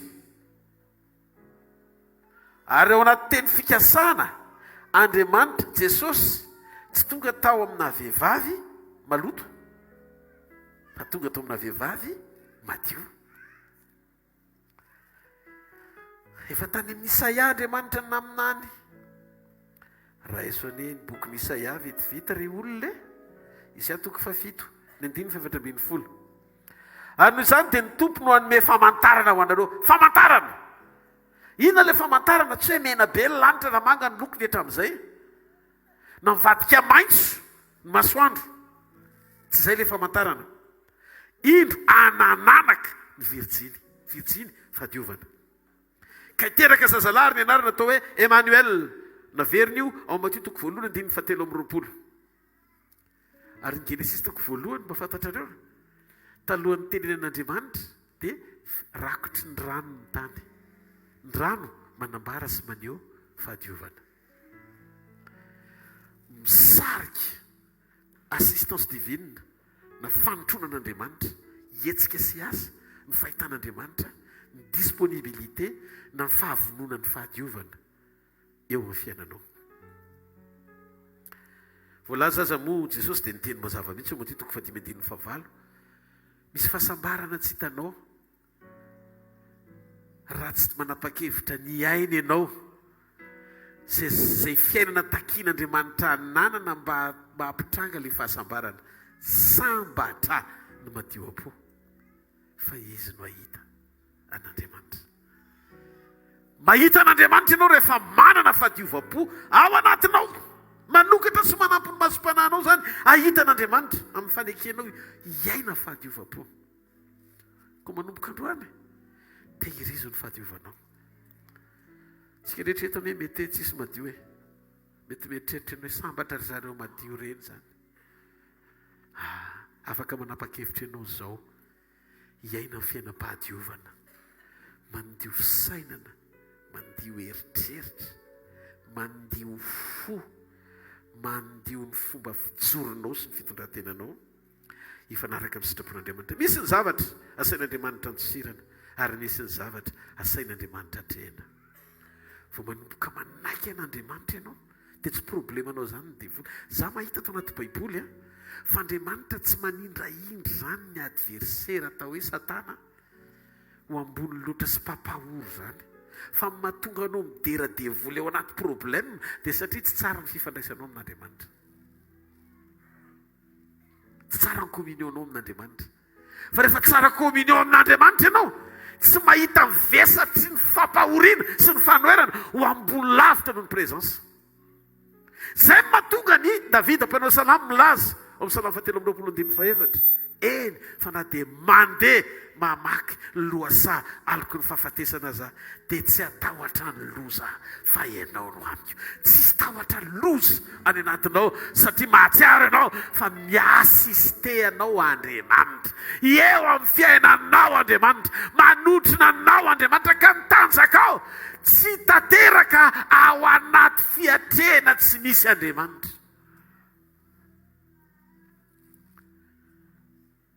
Zay mahatonga ny laza niatrika amin'ny fasany Jona tao kibony trondro fa tafavoaka izy tonga tany amin'ny destin tany Niniva. Any antom-pisin'ny Jona tao kibony-trondro tsy hoe mba ho an'ny Niniva fa kay ampaherezana Jesosy 3 andro eo ambany tany. Raha mivoaka ny kibony-trondro Jona mivoaka ny tany na lohan'ny tany Jesosy. Na ny trondro na tany samy voary.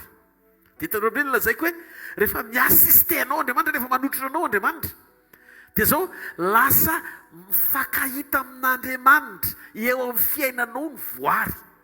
Dia izay ny ahatonga azy ahatonga anao hiaina tontolo mihoatra ny finoantsika. Amin'ny vokatra hoentin'ny fanotronany manokatra ny ao anatintsika hifankahita amin'Andriamanitra ao anaty ady ary ahatonga ny voary rehetra ahita n'Andriamanitra eo amin'ny fiainanao. Ny fifankahitanao amin'Andriamanitra miteraka fahatoniana. Raha hitanao tokoa Andriamanitra fa miaraka aminao dia miteraka fahatoniana, tsisy tahotra ao anatinao fa manana antoka ianao hoe eo amin'ny fiainanao izy. Ary antony anankiray mpandresy anao tsy ianao tsy mijery tafiditra avy ao anaty lakana hoe io misy tafiditra be fa andao atsahatra. Dia mampianatra anao Jesosy mijoro ao anaty lakana miteny hoe mitony mitsahara. Tsy izay tsony ny sekoly tokony iainanao. Fa ny sekoly tokony iainanao, ianao mahasamy voaka ny lakana ohatrany Petera, manaiky mibaiko ny teny, manaiky mibaiko ny teny hoe manatona. Rehefa nanato ny Petera nanaiky mibaiko n'Andriamanitra, ny ranomasina ny tonga saina tsy maintsy mahazaka amin'ny Petera hanatona an' Jesosy. Satria voafehin'le teniny ekenao ny zavatra rehetra hatateraka sy hatomombana amin'ny filan'Andriamanitra akanesanao any aminy. Fanontonana ny voary mahita sy mandeha lasa manatsofona reto ny ranomasina hoe ilainy Petera nantona metra, ilainy Petera ary nakato Petera nivoaka ny lakana teo izy ny ranomasina ny ainy.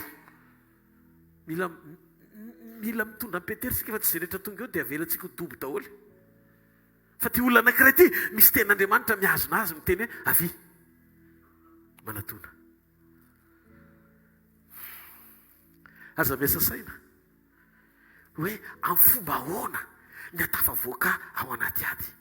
Fa miasa saina tena miangava, miasa saina raha misy tenin'Andriamanitra tsy nakatoavinao.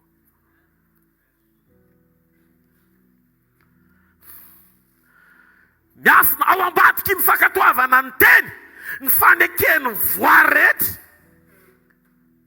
Iara-iasa ahasoa anoana izay mpakatoa an'Andriamanitra.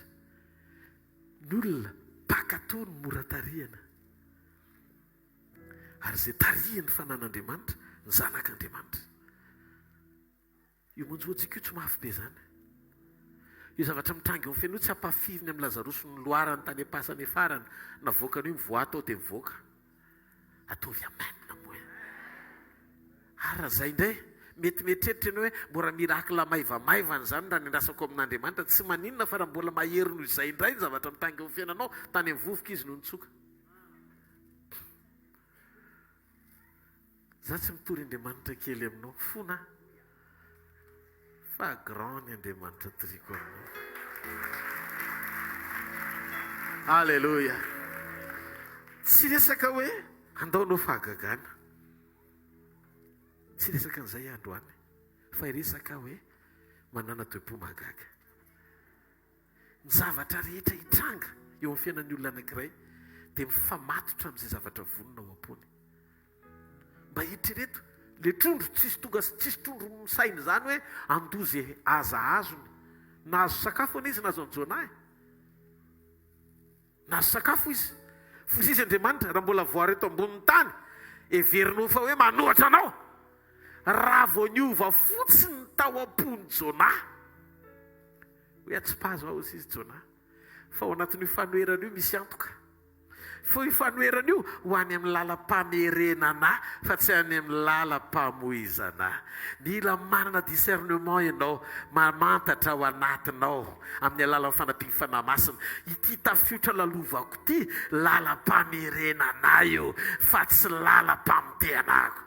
Dia ozy izy Jona, za samy atrika satria mahalala an'Andriamanitra. Izay ny mahatsara ny olona, ny fahalalana dia hanampy anao handray fanapahan-kevitra ao anaty ady. Ny ady tsy nitsoko Jona fa nafehany Jona. Hay! ya atsipazo aho izy jona satria an'andriamanitra ny rano an'andriamanitra ny trondro ahoana ny taoam-po mahatsiravina ne finoza ny lehilahy zany mivingivina mihitsy satana ohatra ny nina sakapilo kely 10 mba azonao hoe ozy izy hoe le fanoerana rivotra sy tafiditra raha ny lalinao fosy jona raha zany atsiponareo ao dia ilaminareo misaina zay ampilaminy an'ny hafa izy nandray andraikitra izy ny amin'ny ererany dia ozy izy vokatry mifanosirako azy mampitonga izao fanoeran'izao ka raha nandositra azy tsy maninona fa disy direction fanatiakebakeba andalana be aty azy matoky loatra ianao tsy andao ay matoky loatra tsy andisy fanantenana porofonao zany tamin'ny fiainako ka tsapako ankehitriny matoky loatra ianao tsy andao ay tianao loatra tianao loatra tsy andao ay ianao tsy amela hay amin'ny atsasatanana zay natobokao tsy maintsy vitanao ka tsapako ankehitriny tianao loatra tsy andao ay ianao na tsipy jona tsy nanao planche na tsy karo kalika fa tonga dia dobo zany hoe olona tsy mahay milomano mianao ve nareo dia ozy izy le trondro naniraka an'izay le andriamanitra hibaiko trondro telona jona tao kibony trondro izy ohatrany hoe efa vitany aminy fa zao misy fo tsy laitra ny fahafatesana tao am-pony jona fo zay nahatsiaro ny fahatsony jereo mivavaka jona efa niodina teo anatrenao ny sarengotra tany anatin'ny ranolala teny fa zao ampanitsiko ny tandrifo ny tepolinao ny saiko sy ny foko hiderasy an'me voninahitra anao fa mpanjaka mandrakizay ianao tozy izy le anjely avidy le amiziny nalefa amizay teleguide amizay le trondro dia zavatra nitranga mivoaka taniny aniva izy dia inona zavatra niseho vakeo bokyny Mateo fampaherezana ho an'i Jesosy hiatrika ny fahafatesana teloana sy ny fitsanganan'ilay izy fantatr'ilay efa ny hompamantaram-pananganana ao anaty fijoroana mitady fahadiovan'Andriamanitra zany atao toe-po madio tsy le réaction any Jona tamin'ny voalohany hoe zarangatsoan'ny Niniva zahoan'ny Tarsisy bandany zany teny Andriamanitra belobe go Tarsisy nareo 5 mitsamo mazafady raha mba miteny nareo 5 mitsamo reo miaraka amiko dia eny ny Tarsisy tsika ny makany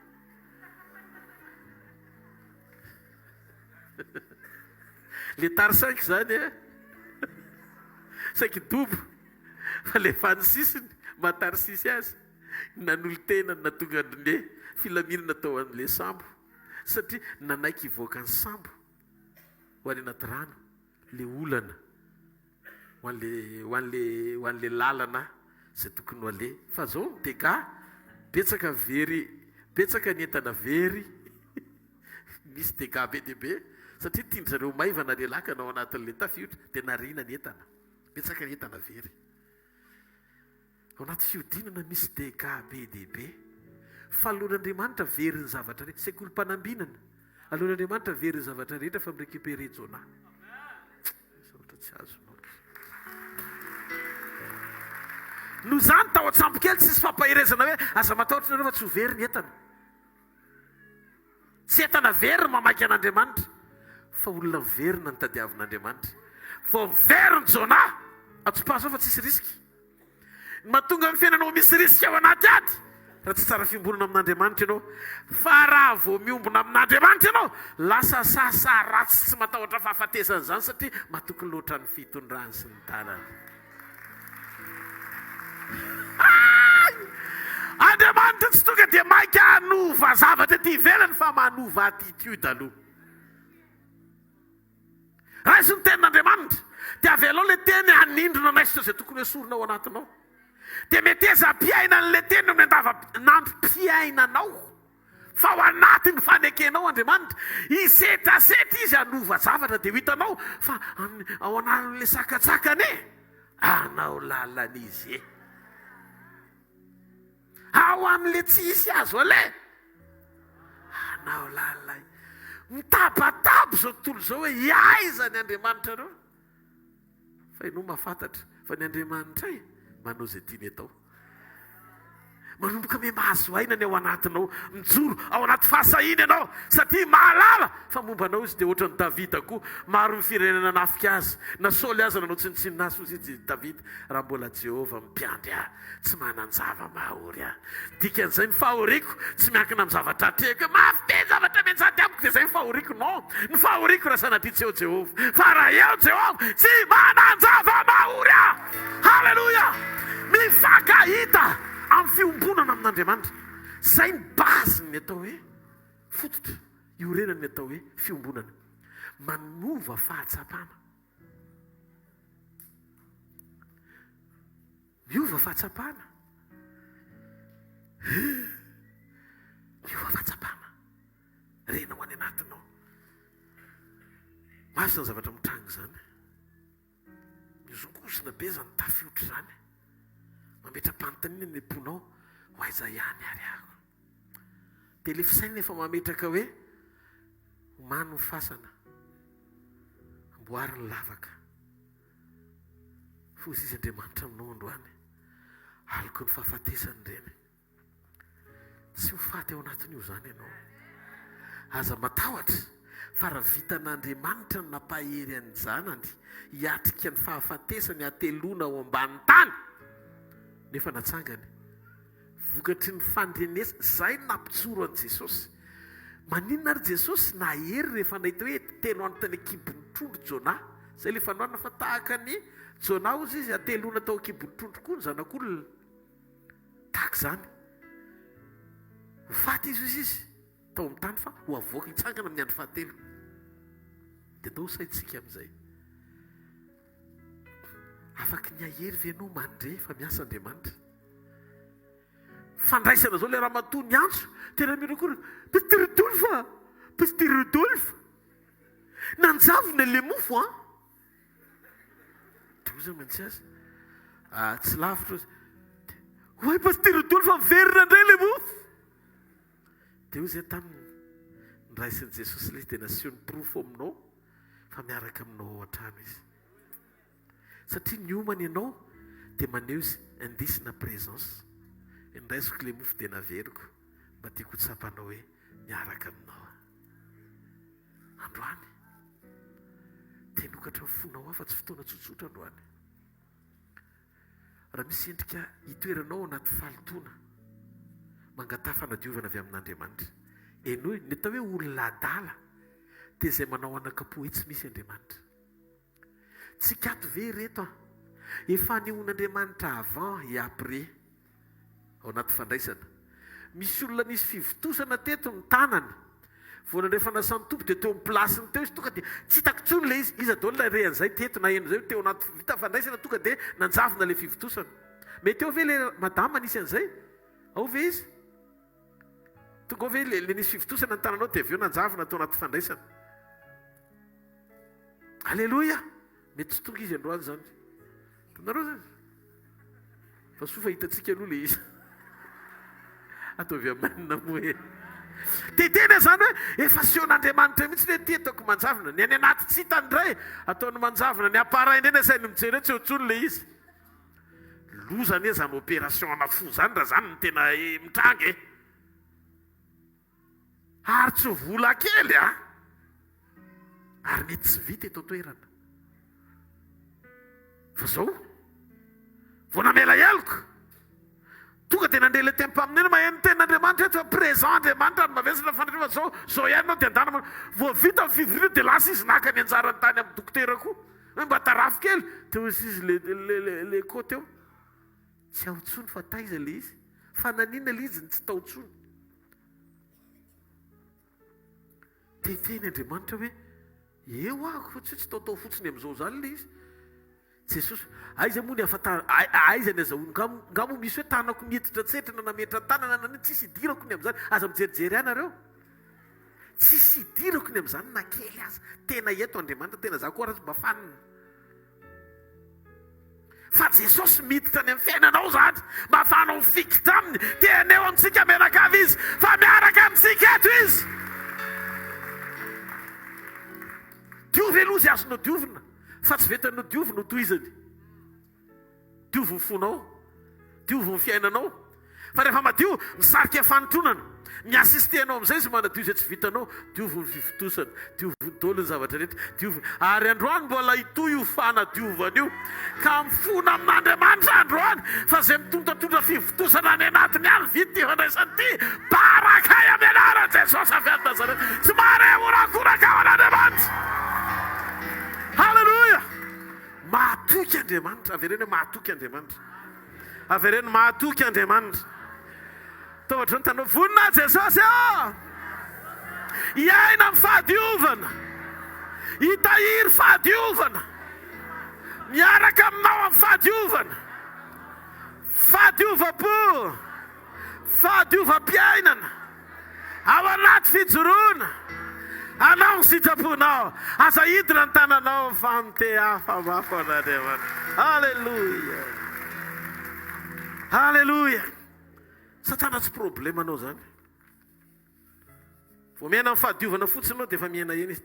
Faharoa, ny fanehoam-piankinana, ny kalitao-panehoam-piankinana, manamafy ny communion, ny kalitao-piombonanao ara-piankinana amin'Andriamanitra. Fantatrareo Zakaria tary izy taloha fa androany izy androany ato raha zaka androany taloha zaka tary fa androany zaka ato ao Zakaria Zakaria niankina tamin'Andriamanitra fa tsy niankina tamin'ny valim-bavaka averiko tsy valim-bavaka no antony fanompony Zakaria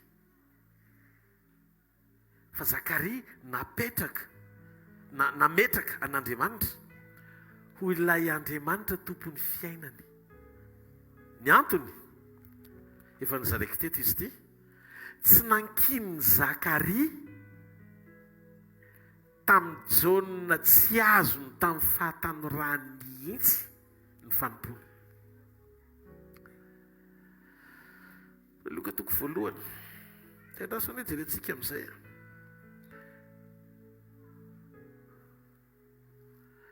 Luka toko voalohany 9:1 ka hatramin'ny 9:5.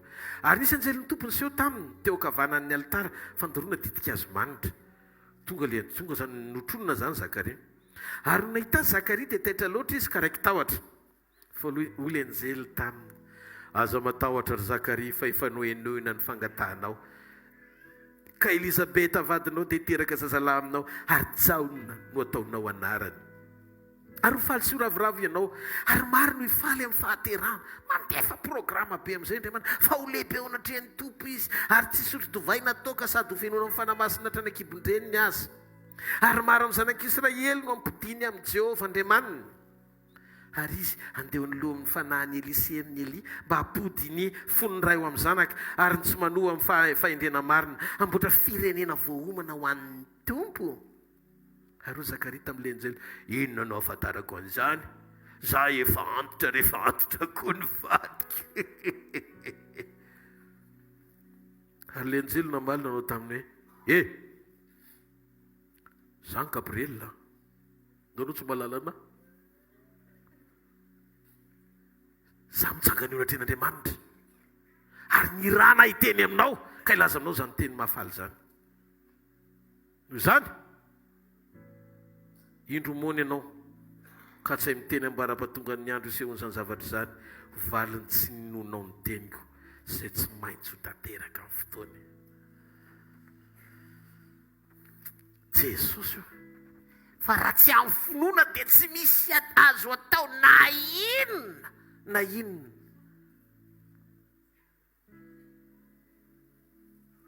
tsy tsisy zavatra azy raha tsy amin'ny finoana. Fa teto no nahitako tenin'Andriamanitra manambara fa na dia tsy mino azy ianao dia tsy maintsy ho tanteraka amin'ny fotoanany. Fa inona mahasamihafa andreo zavatra anankiroa ireo? Ny anankiray nakidin'Andriamanitra mifatra mifatokianao, izay le finoana fatokiana ny zavatra tena ina, fanehoana ny zavatra tsy hita. Ny anankiray rehefa miasiste Andriamanitra tsy nankininy amin'ny finoanao le izy, fa nankininy amin'ny programa le izy. Fa nahoana nataon'Andriamanitra ohatr'izany Zakaria?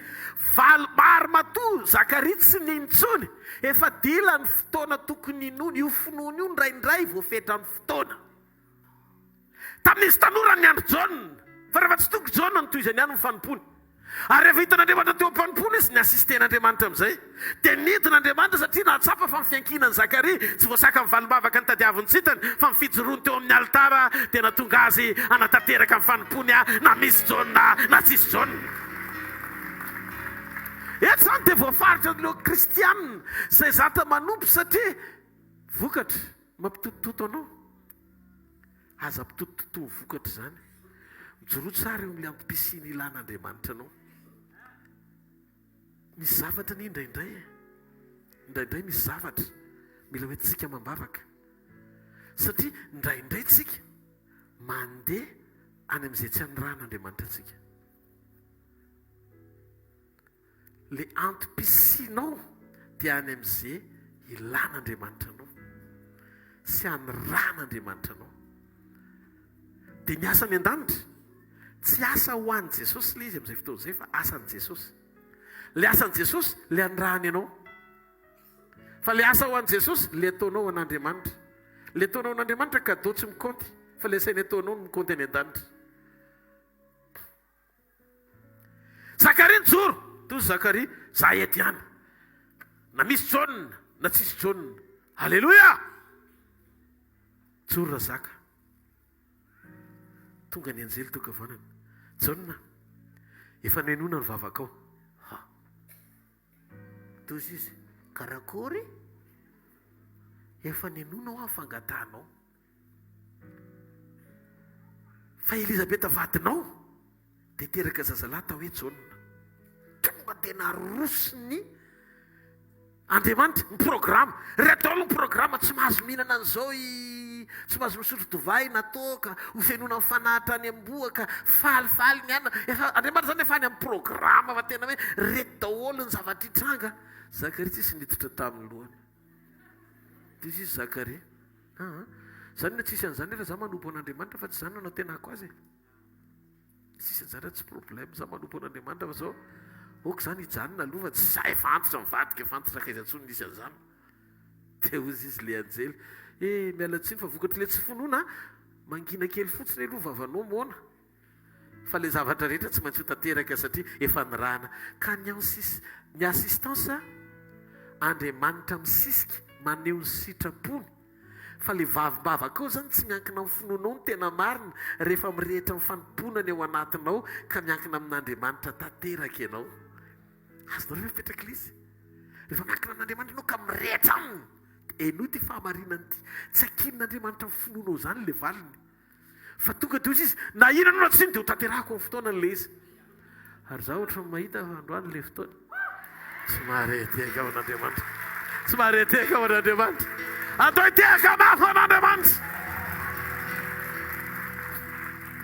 Fangazany ihany, fomba an'Andriamanitra mihitsy io. Le vehivavy Sonemita. Tonga avy any Elisa. Inona ny tokony nataonao mpanjaka voalohany toko fahaefatra andiny fahatelo ambin'ny folo ka hatramin'ny andiny fahafito ambin'ny folo. Interesana amin'ny mpanjaka ve ianao anaovana intervention satria ianao tena mianay be amin'izao fiainana izao. Tena hita be mihitsy mifoana hoe tena ao amin'ny tompo be ianao e. Dia ozy le vehivavy Sonemita, ka tsy manana vatsy izany ozy izy Gehazy, fa inona tokony atao anazy mba notaniho kely izy ry Gehazy ozy izy Elisa. Dia nanontaniana izy dia inona tokony asevy makatery izy, ianao tsy mahita fiziny tsy miteraka sady efa lehibe. Dia ampitsorety izy dia ataovy eo amin'ny tonga dia naminaniny Elisa. Dia ozy izy Elisa hoe raha herina ny taona ohatr'izao dia nanjanaka lahy ianao. Dia inona ny navaliny? Fonatoko aza mandainga nampandainga mpaminany. aza mandangy amin'ny mpanompo vavina amin'ny ankizy vavinao tompoko, aza mandangy na mpandangy ampaminana. Fa ny herina ny taona tonga ilay zazalasa tsy tonga tonga, ka misy zavatra tsy voatery ho takatry ny finoanao, fa ilanao amin'ny fanontronan'Andriamanitra ao anaty fanekem-pijoroana. Atao disponible fotsiny ara-potoana ny fahadiovanao, atao vonona mandrakariva ny fisehon'ny fiankinanao aritan'Andriamanitra, fa tsy miankina amin'le kajikajinao iny. Tiako lazaina aminao dia tsotra. Samy nanompo io ramatoa io na Zakaria. Misy zany vehivavy dia misy lehilahy, dia ny sokajitsika rehetra eto misy vehivavy misy lehilahy. Miangavy ianao aza atao mahakasika amin'ny fanomponao sy ny fitiavanao an'Andriamanitra zany, izay valim-bavaka tsy hitanao. Avelao ny fotoana andeha, fa raha mbola isan'ny velona misy antenainy ianao. Ninninona zavatra mbola tsy nitranga omaly, afaka mbola hitranga androany zany. Ninninona ny diso ny taona, tsy ny taona manapaka fa mandrakizay Andriamanitra. Tsy mahareteka ao an'Andriamanitra, tsy mahareteka ao an'Andriamanitra. Ny ato amboarina, hitanareo ilay fo amin'izay amboarina madio fotsy misaina ratsy an'Andriamanitra. Tsy rehefa tsy hitany hoe vao mahita fijoroana. Hitanareo fialonana ane mahatonga anao tonga dia mamotsitra finoana e. Mampiditra programme enanelanelany fotsiny dia voly ampidiry ny alina an'ilay olona mijoro vavolombelona indray. Rehefa maninona ary izy ihany no mijoro vavolombelona, aiza zany ny anahako. Tapitra hatreo amin'ny finoana satria nahoana niraisinao izay invitation avy amin'ny devoly ahatonga anao hitsikera sy andray fialonana ny anatinao. Raha tokony hampahery anao nisy dia tsy voarainao. Ino mitsy le nadrasaka nefa ihany natray nazo an'le.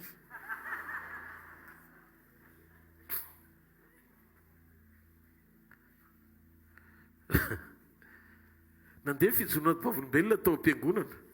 Zakaria mpisorona be miditra amin'ny efitra masina indrindra dia faly Zakaria mahita ny asan'Andriamanitra. Izy tsy voakasika mihitsy ny matolo satria ny hafa mandray fa Zakaria mpitazana fotsiny. Fa ozy izy Zakaria matoa natao hitany masoko ireny, tsy miova Andriamanitra. Izy kion-dalana anankiray tsy maintsy ikasihan'ny fiainako. Mety fantsona hatramin'izay, fa androany natao hisitraka amin'izay. Dia ozy izy le anjely, efa noenoina ny vavakao. Ay le vavaka henin'Andriamanitra tsy hoe instantanément, eo no eo ianao no valiny.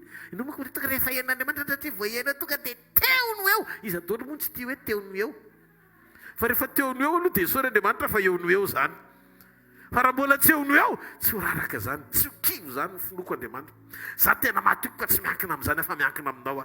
Tsy vokatra mampijoro ahy eto, fa ny mampijoro ahy eto no ianao. Ianao ny ankinako, ianao ny antony fiainako, ianao ny antony fisiko. Ka na misy valim-bavaka na tsisy valim-bavaka, aleluia. Fa zavatra azo antoka dia zao, sy asandratreo anatrenao efa voarainao amin'ny fotoanany Andriamanitra.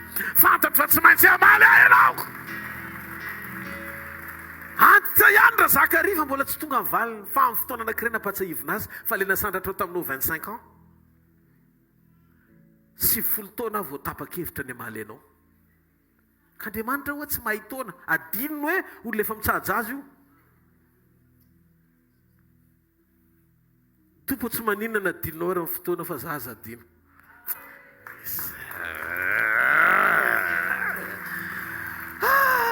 Tompo tsy maninona. Mety adinonao tamin'ny fotoana koa, fa za aza adinoina.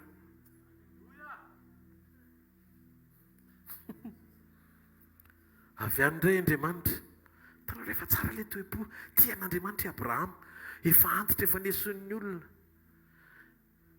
I Agara efa tafiditra, Ismaely efa ao an-trano, Sara manindy koba.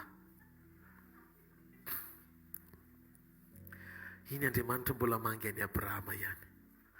Ny olona rehetra amin'io fosa amin'io, efa fosa 5 angamba ny ao an-trano. Tsy ny tany ny fady, fa vavan'olona. Hafa baraka ry Abrahama. Io mba nitiraka kiala momba mandeha daholo izay karazana verba rehetrarehetra irrégulier. Matahotra tsara ny tanan'izay miaina. Iny Andriamanitra teo ambanin'ny hazo terabinta. Hitany Abrahama. I Abrahama tia mampetrany vahiny. Lasa Abrahama ny azakazaka, reo misy olona. Andao andeha eny. Dia zany, azo sasana ve ny tongotrareo be fitiavana gaga leo fa inona koa ny nahazo an'ity sasana le tongotra asa miatsika eo a lasa mitolona omby kely vonoana mena sakafo dia napetrano dia i Abrahama aizy sara vadinao fanotronana io ao izy amadika eo teneno izy fa rehefa mierina ny taona ohatr'izao dia hanananaka izy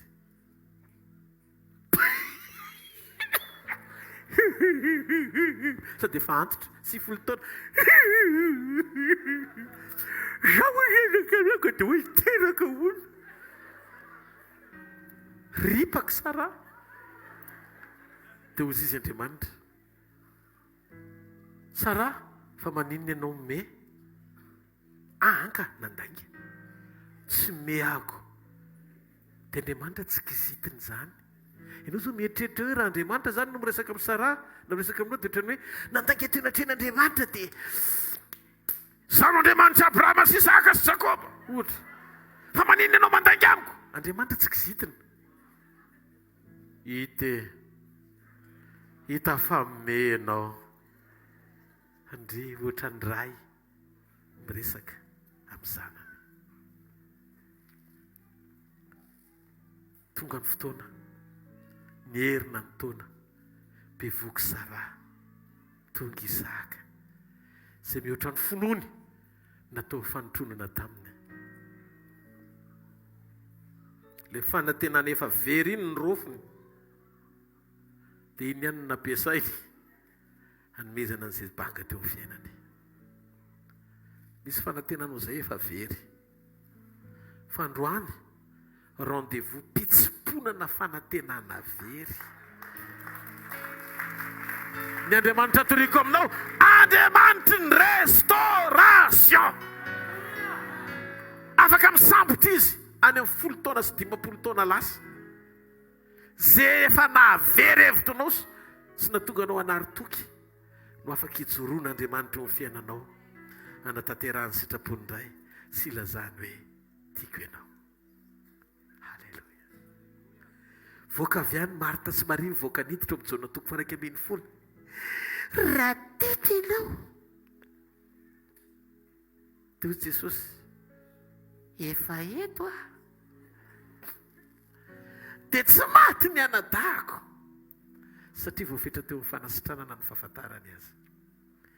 Jesosy koa katalogo mpanehoana manana misy atokana mihitsy izy ao anaty Baiboly.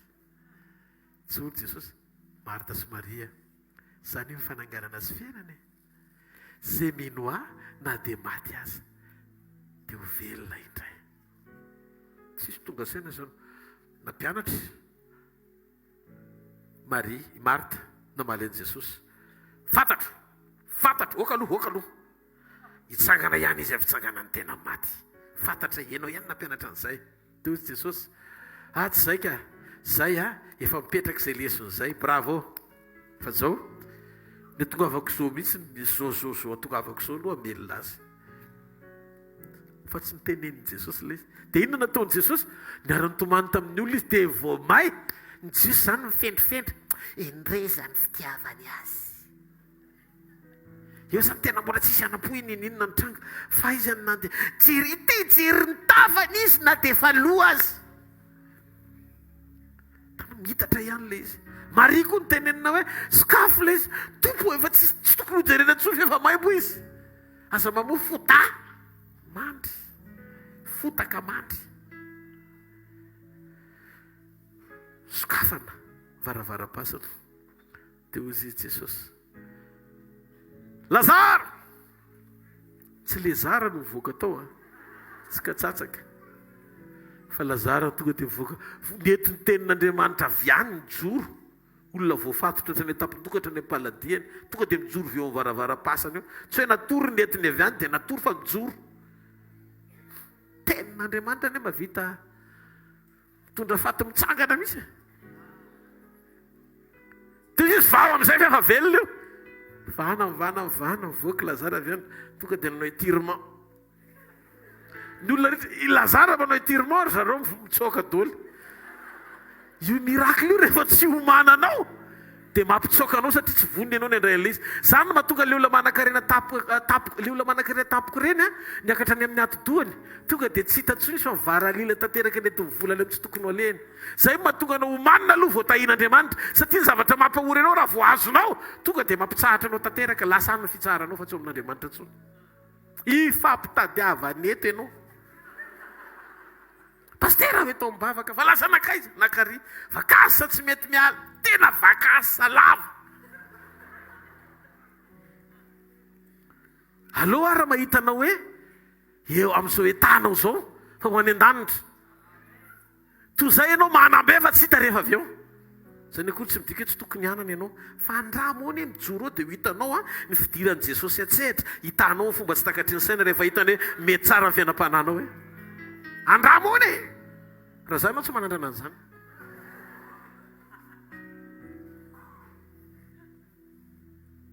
Andramo ka izaho fa tsara Jehova. Amen. Tsy hampafiry ny zavatra mitrangy eo amin'ny fiainanao io. Vonin'Andriamanitra ny asa eo amin'ny fiainanao. Vonina izy ny anangana anao. Reo point anankitelo ireo no fiombonana mihazona tanjaka ara-panahy. Misy olona veto voatary amin'ny alalan'ny tenin'Andriamanitra. Ndao tsy kity tanana mafy be ho an'ny tompo a. Ny amin'izany. Halleluja. Sangano eo ny toerana misy ianao. Miombo-po aminao zay Andriamanitra. Iombona fanahy, iombona aina. Androany ataovy tanteraka eo ny planinao sy ny sitraponao ny fiainanay. Tsy amin'ilay mahazatra anay Andriamanitra fa amin'ilay sitraponao tianao ho tanteraka mahatonga anay iombona tanteraka aminao. Anzaitra manam-paniriana iray amin'i Jesosy ny ao anatin'ny fony sokafony ao anatinao. Fotoana izao tsy hibanjinanao ny zava-misy fa fotoana izao anokafanao masom-panahinao hibanjinanao an'Andriamanitra. Halleluja. Tenen'i Jesosy androany, mila anao ny foko Andriamanitra, mila anao ny fiainako, mila anao ny tokantranoko, mila anao ny fiainam-panahiko. Hoentiko manokana eo anatrehanao ny amiko. Fonjeo a Jesosy. Fonjeo androany. Zay tsy takatry ny tanako dia takatry ny fahasoavanao. Tehiteny ohatry ny Davida ao anatin'ireo ady atrehako rehetra. Fa Jehova mpiandry ahy. Tsy manan-java mahory ahy. Androany Jesosy. Tsy manan-java mahory ahy. Fa ianao ny ilaiko. Tompo Jesosy io. Mino amin'izao fotoana izao. Efa nidiovinao ny fahotanay rehetra. Ary ny esoronao tsy eo amin'ny laina intsony ny heloka mandrakizay. Ao anatin'izao fiombonana izao Tompo. Ataovy tanteraka ao anatinay ny lanja sy asarobidiny famonjenao. Izay mihoatra lavitra noho ny fanirianay handray ny zavatra rehetra avy aminao satria ny sarobidy indrindra ny natolotrao. Tsarovy Getsemane. Ataovy ao an-tsainao Getsemane. Ilay toerana nitondrahan'i Jesosy. Ny fahoriany, ny irifiriny, vokatry ny nataontsika sy ny tsy famendrentsika. Manova fanekena amin'ny takalo androany ao anaty fandraisana. Hosotroko ny kapoakanao satria ianao efa nisotro ny kapoakako. Ny falitoko sy ny faratsiko rehetra nefa noentinao. Androany Jesosy, ny foko iombona aminao satria tiako ianao. Ianao ty fahamarinana ty. Milan'i Jesosy mihoatra no le valom-bavaka irinao ianao. Ny ilainao ny fanomezanao lanja ny sarobidy ny fanomezan'ny ray. Ho ambony lavitra no ny fanomezana rehetra. Efa nataonao anao. Tsy valom-bavaka tsy tanteraka io ny tokony hampahory ianao. Tsy le fanasitranana mbola tsy mitranga ny tokony hampahory ianao. Ny ilainao Jesosy avy amin'ny Nazareta. raisy izy io tompo sy mpamonjy ny fiainanao manoka. Raisy ny fitiavany anjaka sy anapaka ao anatinao. Aoka ny tenin'ny Kristy toetra betsaka ao anatinareo amin'ny fahalalana rehetra. Teneno Andriamanitra androany. Tompo, ianao ray le tsy niaro ny zanakao lahatokana, fa natolotra sy nomenao mba hamonjy ahy. Tsy omenao miaraka amin'ny Jesosy mamaim-pona koa va ny zavatra rehetra. Rehefa omeko lanja ny fanomezanao ambony indrindra, dia niainy zanakao amin'ny fijoroana araka ny sitraponao, amin'ny fandehanana araka ny teninao, amin'ny fanomezako ny safidiko rehetra anaiky ianao. Ny ambony rehetra efa nataonao miaraka aminy. Noho izany androany Jesosy, mijoro eto izay, tsy hoe no ny antony satria mahay zavatra rehetra ianao, satria miankina aminao izay ary milanao. Ianao mihitsy no ilainay. Jesosy tompo talohany izay ny alina izay namadiana azy dia nandray ny mofo izy. Rehefa nisaotra izy dia nivakiany ny mofo. Dia hoy izy, tia ny tenako izay vakiana ho anareo. Zao no atao fahatsiarovana misaora azy.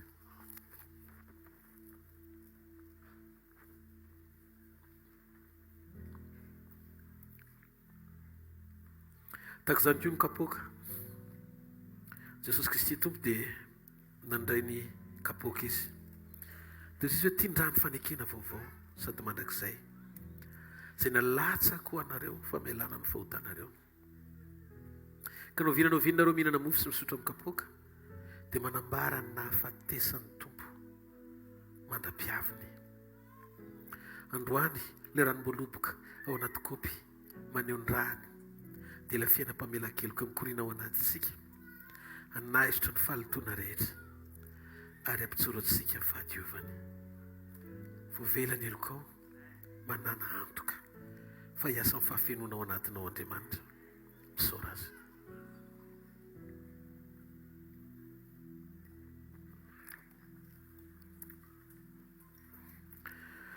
Saotra Jesosy ny amin'ny fiombonana latabatra sy firaisana aminao. Mino fandrehitra androany, ny ombona ny taminao, ny ray taminao, ary feno anao.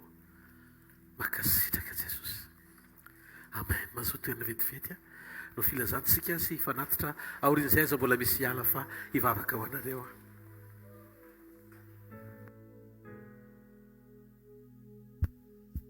Alleluia. Fa miara-mantsika amin'ny anaran'i Jesosy. Anatanteraka ny fanatritsika ny fahavolon-karena atao anaty valopy sy sakrifisy heverinao fa tokony omena an'Andriamanitra. Araka ny fanentanana foana dia aza maika ny amoaka ny ao am-paosinao aloha fa ny fonao no avoay ho an'Andriamanitra. Amen. Dia mampatsiahy foana ihany koa aloha tsy aforiporitra le fanomezana satria Andriamanitra tsy miforiporitra ao am-ponao fa milamina tsara. Dia mba zany entoka. Fotoanantsika eto amin'ny asa fanompoana latsinainy ka hatramin'ny alarobia eo amin'ny supérieur Analakely mamoaka fitoraka hatramin'ny valora sasany. Sekoly famahana olana ny latsinainy, sekoly mpanasitranana ny talata, sekoly mpanambina sy fitahin'Andriamanitra ny alarobia. Tadidio fa betabe na le vavolombelona teo hoe avy any alavitra any mihaino dia maneho Andriamanitra amin'ny fomba hita maso. Anao hoe mba tsy te hiaina an'izany koa. Tsika zao mety vao mahita an'izany dia matahotra fa terenovana dia tonga dia lasa mitsoaka. Misy matotoa ato. Fa Andriamanitra endry. Mihetsika amin'ny fotoanany izy maneho amin'ny Andriamanitra izy amin'ny fotoanany. Rehefa tena miombina aminy ianao dia anisan'izany ireny sekoly ireny mampianatra antsika tsirairay avy. Mba tena hoe ho tafiditra tsara amin'ny fiombonana aminy. Dia tsy hoe rehefa latsinainy dia tena olana fotsiny vahany, fa ho asehony aminao ny maha-Andriamanitra azy eo amin'ny fiainanao. Amen. Dia mamonjery ny fotoana ireny raha mbola afaka, raha tsy afaka dia jerevy ny hvkl-mission mandeha direct ireny. Raha ohatra ianao ka mbola tsy afaka koa mijery azy direct dia rehefa manam-potoana ianao dia mba jerevy ireny tenin'Andriamanitra ireny. Jerevy zao ilay mpanompon'Andriamanitra teo dia any amin'ilay mpanamboatra ain'i Petro sy ny namany ireny any za mino fa rehefa kelikely isy ho avy eto dia ijorovavimbely le zay taria teo ampisotroana toka zay a ny aino an'le toroteny a dia ohatrany tonga dia voakasika zay dia ity zay tsy misotrotsony. Amen. Tsy mba tianao ve zany? Ianao ny problemanao ihany tianao valo fa zay tokatokan'olona any anazy zany. Fa tian'Andriamanitra tsika. Amen. Ny zoma moa eto ny fotoanantsika. Zoma fanotronana eto ny fotoanantsika ny Grarali de Miracle moa efa nilaisana amintsika amin'ny mois d'octobre, mila miomana foana tsika. Satria tsika tsy tia tena. Fa tsika tia an'Andriamanitra dia tia ny manodidina antsika ihany koa dia mba betsaka ny voavonjy dia mba samy ifampitantantsika ny amin'ny fotoana atongavan'izay fotoan'izay. Araka nefa ny entanina teto ihany koa dia efa hiditra amin'ny fanotana boky ny mpanompon'Andriamanitra mba ho tena voatahiry. Voatahiry reny MP3 reny mety misy fotoana reny sao dia misy tsy isy zany amin'ny anaran'i Jesosy fa mety misy virus tampoka dia very le any anatin'ny tahiry any amintsika any ohatra. Fa ny boky tsy tratra amin'ny virus reny mety misy vovoka fa azo fafana. Dia mba voatahiry any anatin'ireny le révélation rehetrarehetra ny zavatra asa ianao ro fa za ohatra izay isaky ny mamonjy fanatrehan'Andriamanitra tsy zavatra anankiray mivoaraiko fa be da be. Dia tsika sura mihitsy fa tsy hoe sura moa zany ohatra tsy fiteny raha vao mivoaka tsika so anontaniana dia mety anankiroa na anankitelo ny tadiditsika. Hoe tena zao ny tenen'Andriamanitra dia tena nampientanentana. Nefa ny zaraina teto mety 9 dia tsy voaraintsika tsara ilay izy fa mila tehiriziny reny. Ndao tsika hitsangana re. Ndao tsika hitsangana dia ataovy ao am-ponao fakasitrahana an'Andriamanitra amin'izay nataony antsika tsirairay avy sandrato ety anoloana raha ny tananao hanolotra fanatitsika. Ray amin'ny anaran'i Jesosy makasitraka anao zay tompo misaotra anao zay ny amin'ny zavatra rehetra tsy takatry ny sainay. Ny amin'ny teninao, ny amin'ny famantarana sy fahagagana, ny amin'ny fiainana zay tianao iovy eo aminay tsirairay avy, ny amin'ny fiombonana aminao, ny amin'ny fanotronanao Jesosy dia misaotra anao zay. Mankasitraka ny amin'ny fahafahana indray manantanteraka ny fahavolon-karena ny sakrifisy mifanatitra. Nambaranao fa aza miseho foana eo anatrehanao tsy mitondra fanatitra. Ny tenanay mihitsy mifanatitra velona tompo tiana omenanao. Fanehoana hita maso, fanavaozana amin'ny fanoloran-tena izay nomenay anao androany tahiony tsirairay avy. Aza velisy diso anjara tompo. Dia mankasitraka ray amin'ny anaran'i Jesosy. Amen. Ndao tsika hiteka mafy voninahitr'Andriamanitra. Alleluia.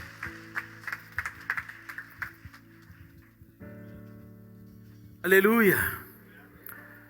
Velona Jesosy. Mahafantatra hoe fa mety hoe atao anivontsika Jesosy tsy hita maso fa ao anatintsika koa izy ary zay mahatonga azy naiky iseho amin'ny endriky ny mofo maiky no ao anatinao izy. Oh Jesosy,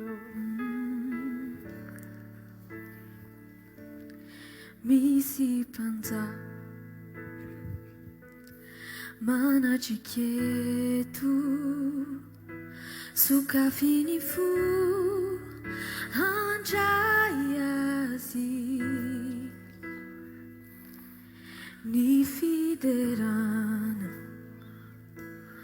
no anjakany ny fahasoavany no anenikantsika izy manara ireo enta mavesatra ireo amboara rehetreo atongony misy anarana ambony anarana rehetra Jesosy Kristy mpanjakany mpanjaka.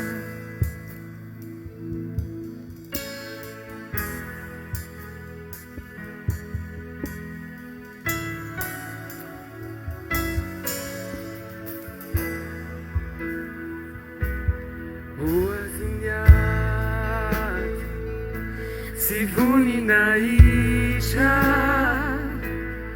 medikilay nandreso antsika nalevina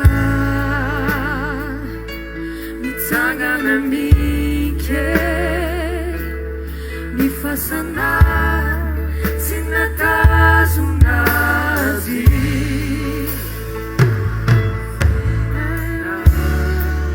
deo azy mandrakizay andres tompony fanalahy misy anarana ambony anarana rehetra Jesosy Kristy mpanjakany mpanjaka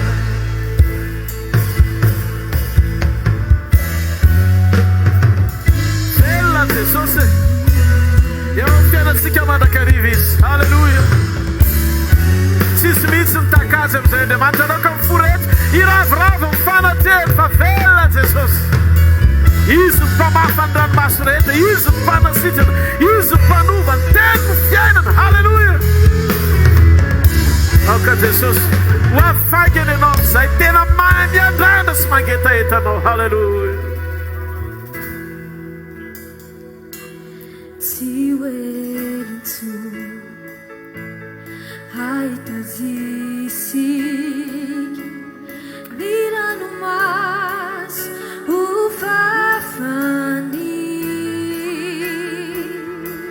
ohatranondray mitapitrany ady tsy oelahity ny mpamonjisika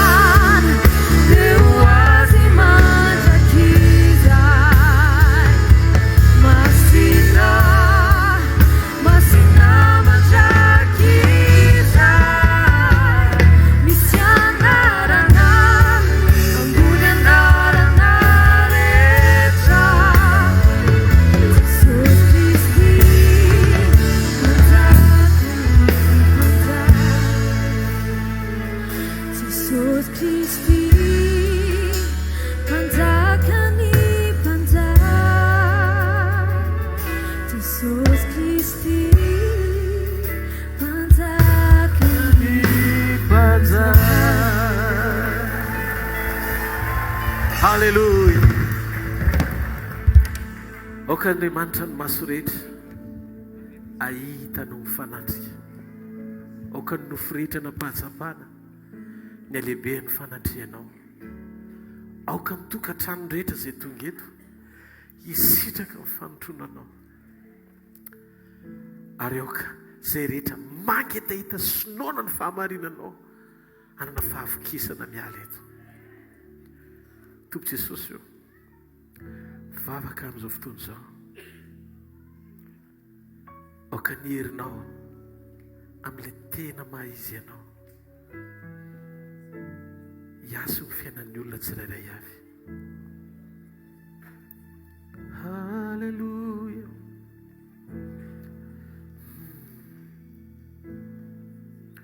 Mbola mitohy ny famelobelomanaNdriamanitra.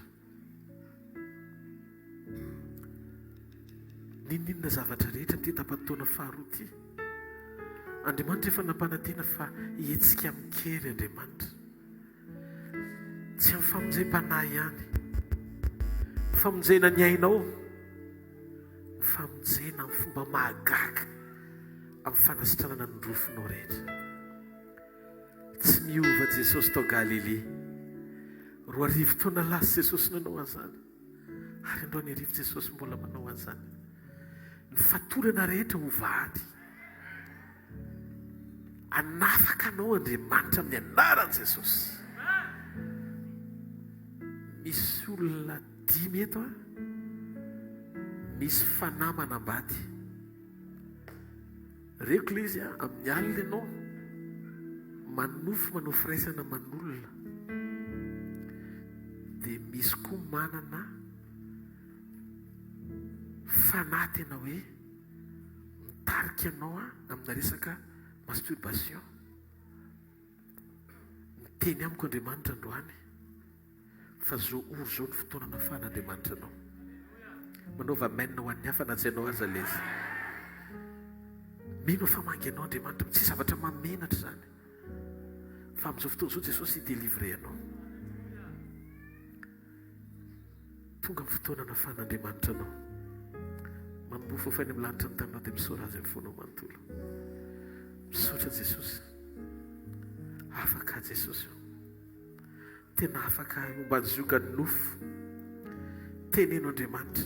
Jesosy hoe manomboka androany. Na andro na alina dia eo amin'ny fiainako ny fanatrehanao. Amin'ilay fotoana mitady sehoany ilay fanafiana. Atsoy Jesosy. Atsoy Jesosy. Atsoy Jesosy. Fa ho hitanao fandresy ianao. Amin'ny voalohany mbola hitandroka ilay devoly. Fa toery izy fandositra anao. Satria anaiky an'Andriamanitra ianao. Amin'ny alalan'ny herin'ny tenin'Andriamanitra andro any arivo, afaka ianao amin'ny anaran'i Jesosy Kristy avy any Nazareta. Amin'izao fotoana izao, niza mila famoronana tova. Mety misy zavatra tsisy tsony tao fa nisy orona. Zao fotoana izao Andriamanitra dia amorona tova vaovao. Afaka tarafina ilay izy rehefa avy eo. Mandana fafotsorako amin'ny anaran'i Jesosy. Ny herin'Andriamanitra amampamorona azy eo amin'ny fiainanao satria efa nandray ny nofotry Jesosy ianao sy ny sotro ny rany. Ilay mpamorona no amorona izay tsy misy ao anatinao tonga misy. Izay karansa rehetra sy tsy fahampiana ao anatin'ny vatanao ao. Ho ataon'Andriamanitra tanteraka izany. Ny fivotosana rehetra ho esoriny. Ny fanaintenana rehetra ho atsahany. Ny rofo rehetra ho esoriny. Fatorana rehetra ho vady. Fanangejana rehetra ho afahany. Raiso ny anjaranao amin'ny anaran'i Jesosy Kristy avy any Nazareta. Na inona karazana zany Jesosy dia niteny fa manomboko izao Andriamanitra dia ny masitsika rehetra ahita ary tsika rehetra ny fahatsapana eo amin'ny fiainantsika, ny fiarovany, ny asany mahery, ny fanafahany ary ny fahaiza-manaony. Raiso ny anjaranao amin'ny anaran'i Jesosy Kristy avy any Nazareta. Ao fofany amin'ny lanitra ny tanao dia misaora azy amin'ny fonao manontolo. Makasitraka Jesosy. Makasitraka Jesosy. Mandala mbola manao contrôle fa mbola misy ny olona tokony hanao contrôle ao fa efa nanafaka anao Andriamanitra. Amin'ny herinandro présente testimony anao ny vavolombelonao satria ilaina ny fanehompamantarana mitsangy eo amin'ny fiainanao aso ny hafa ihany koa. Raiso ny anjaranao amin'ny anaran'i Jesosy. Dia mandana manao contrôle fa manao zavatra Andriamanitra. Manao zavatra ho Andriamanitra. Aza misalasala fa tahaka ilay hafa rehetra nanatanteraka amponoana anjaranao indray izao ny anehoan'Andriamanitra an'izany ho voninahitry ny anarany amin'ny anaran'i Jesosy Kristy avy any Nazareta. Andaontsika hiteka mafy amin'ny mpanjaka ny mpanjaka izay miasa eo amin'ny fiainantsika. Halleluja. Ho an'ilay mahery horakoraka mafy azy. Halleluja. Hitanareo re Jehovah ka hiaro anareo. Ampamirapiratra ny tavany aminareo le Jehovah ka midra fo aminareo. Anandratra ny tavany aminareo le Jehovah ka menareo fiadanana. Mandehana ny fahasoavan'ny tompo ho aminao sy ny ankonanao mandrakizay. Zavatra roa ny anaraka anao androany maraina. Zavatra anankiroa ary tsy mahazo misaraka nareo mandam-piverin'i Jesosy. Fahasoavana sy famindram-po. Anaraka anao reo amin'ny andro rehetra iainanao dia toetra ohatran'ny Jehovah andro lava ianao. Ataovy amenna tsara. Dia zareo tsikitsikinao miakavisy eo amin'ny akavananao fahasoavana fa fahasoavan'Andriamanitra no maty izao fa fahasoavan'Andriamanitra no maty izao anareo. Amen. Veloma tompoko.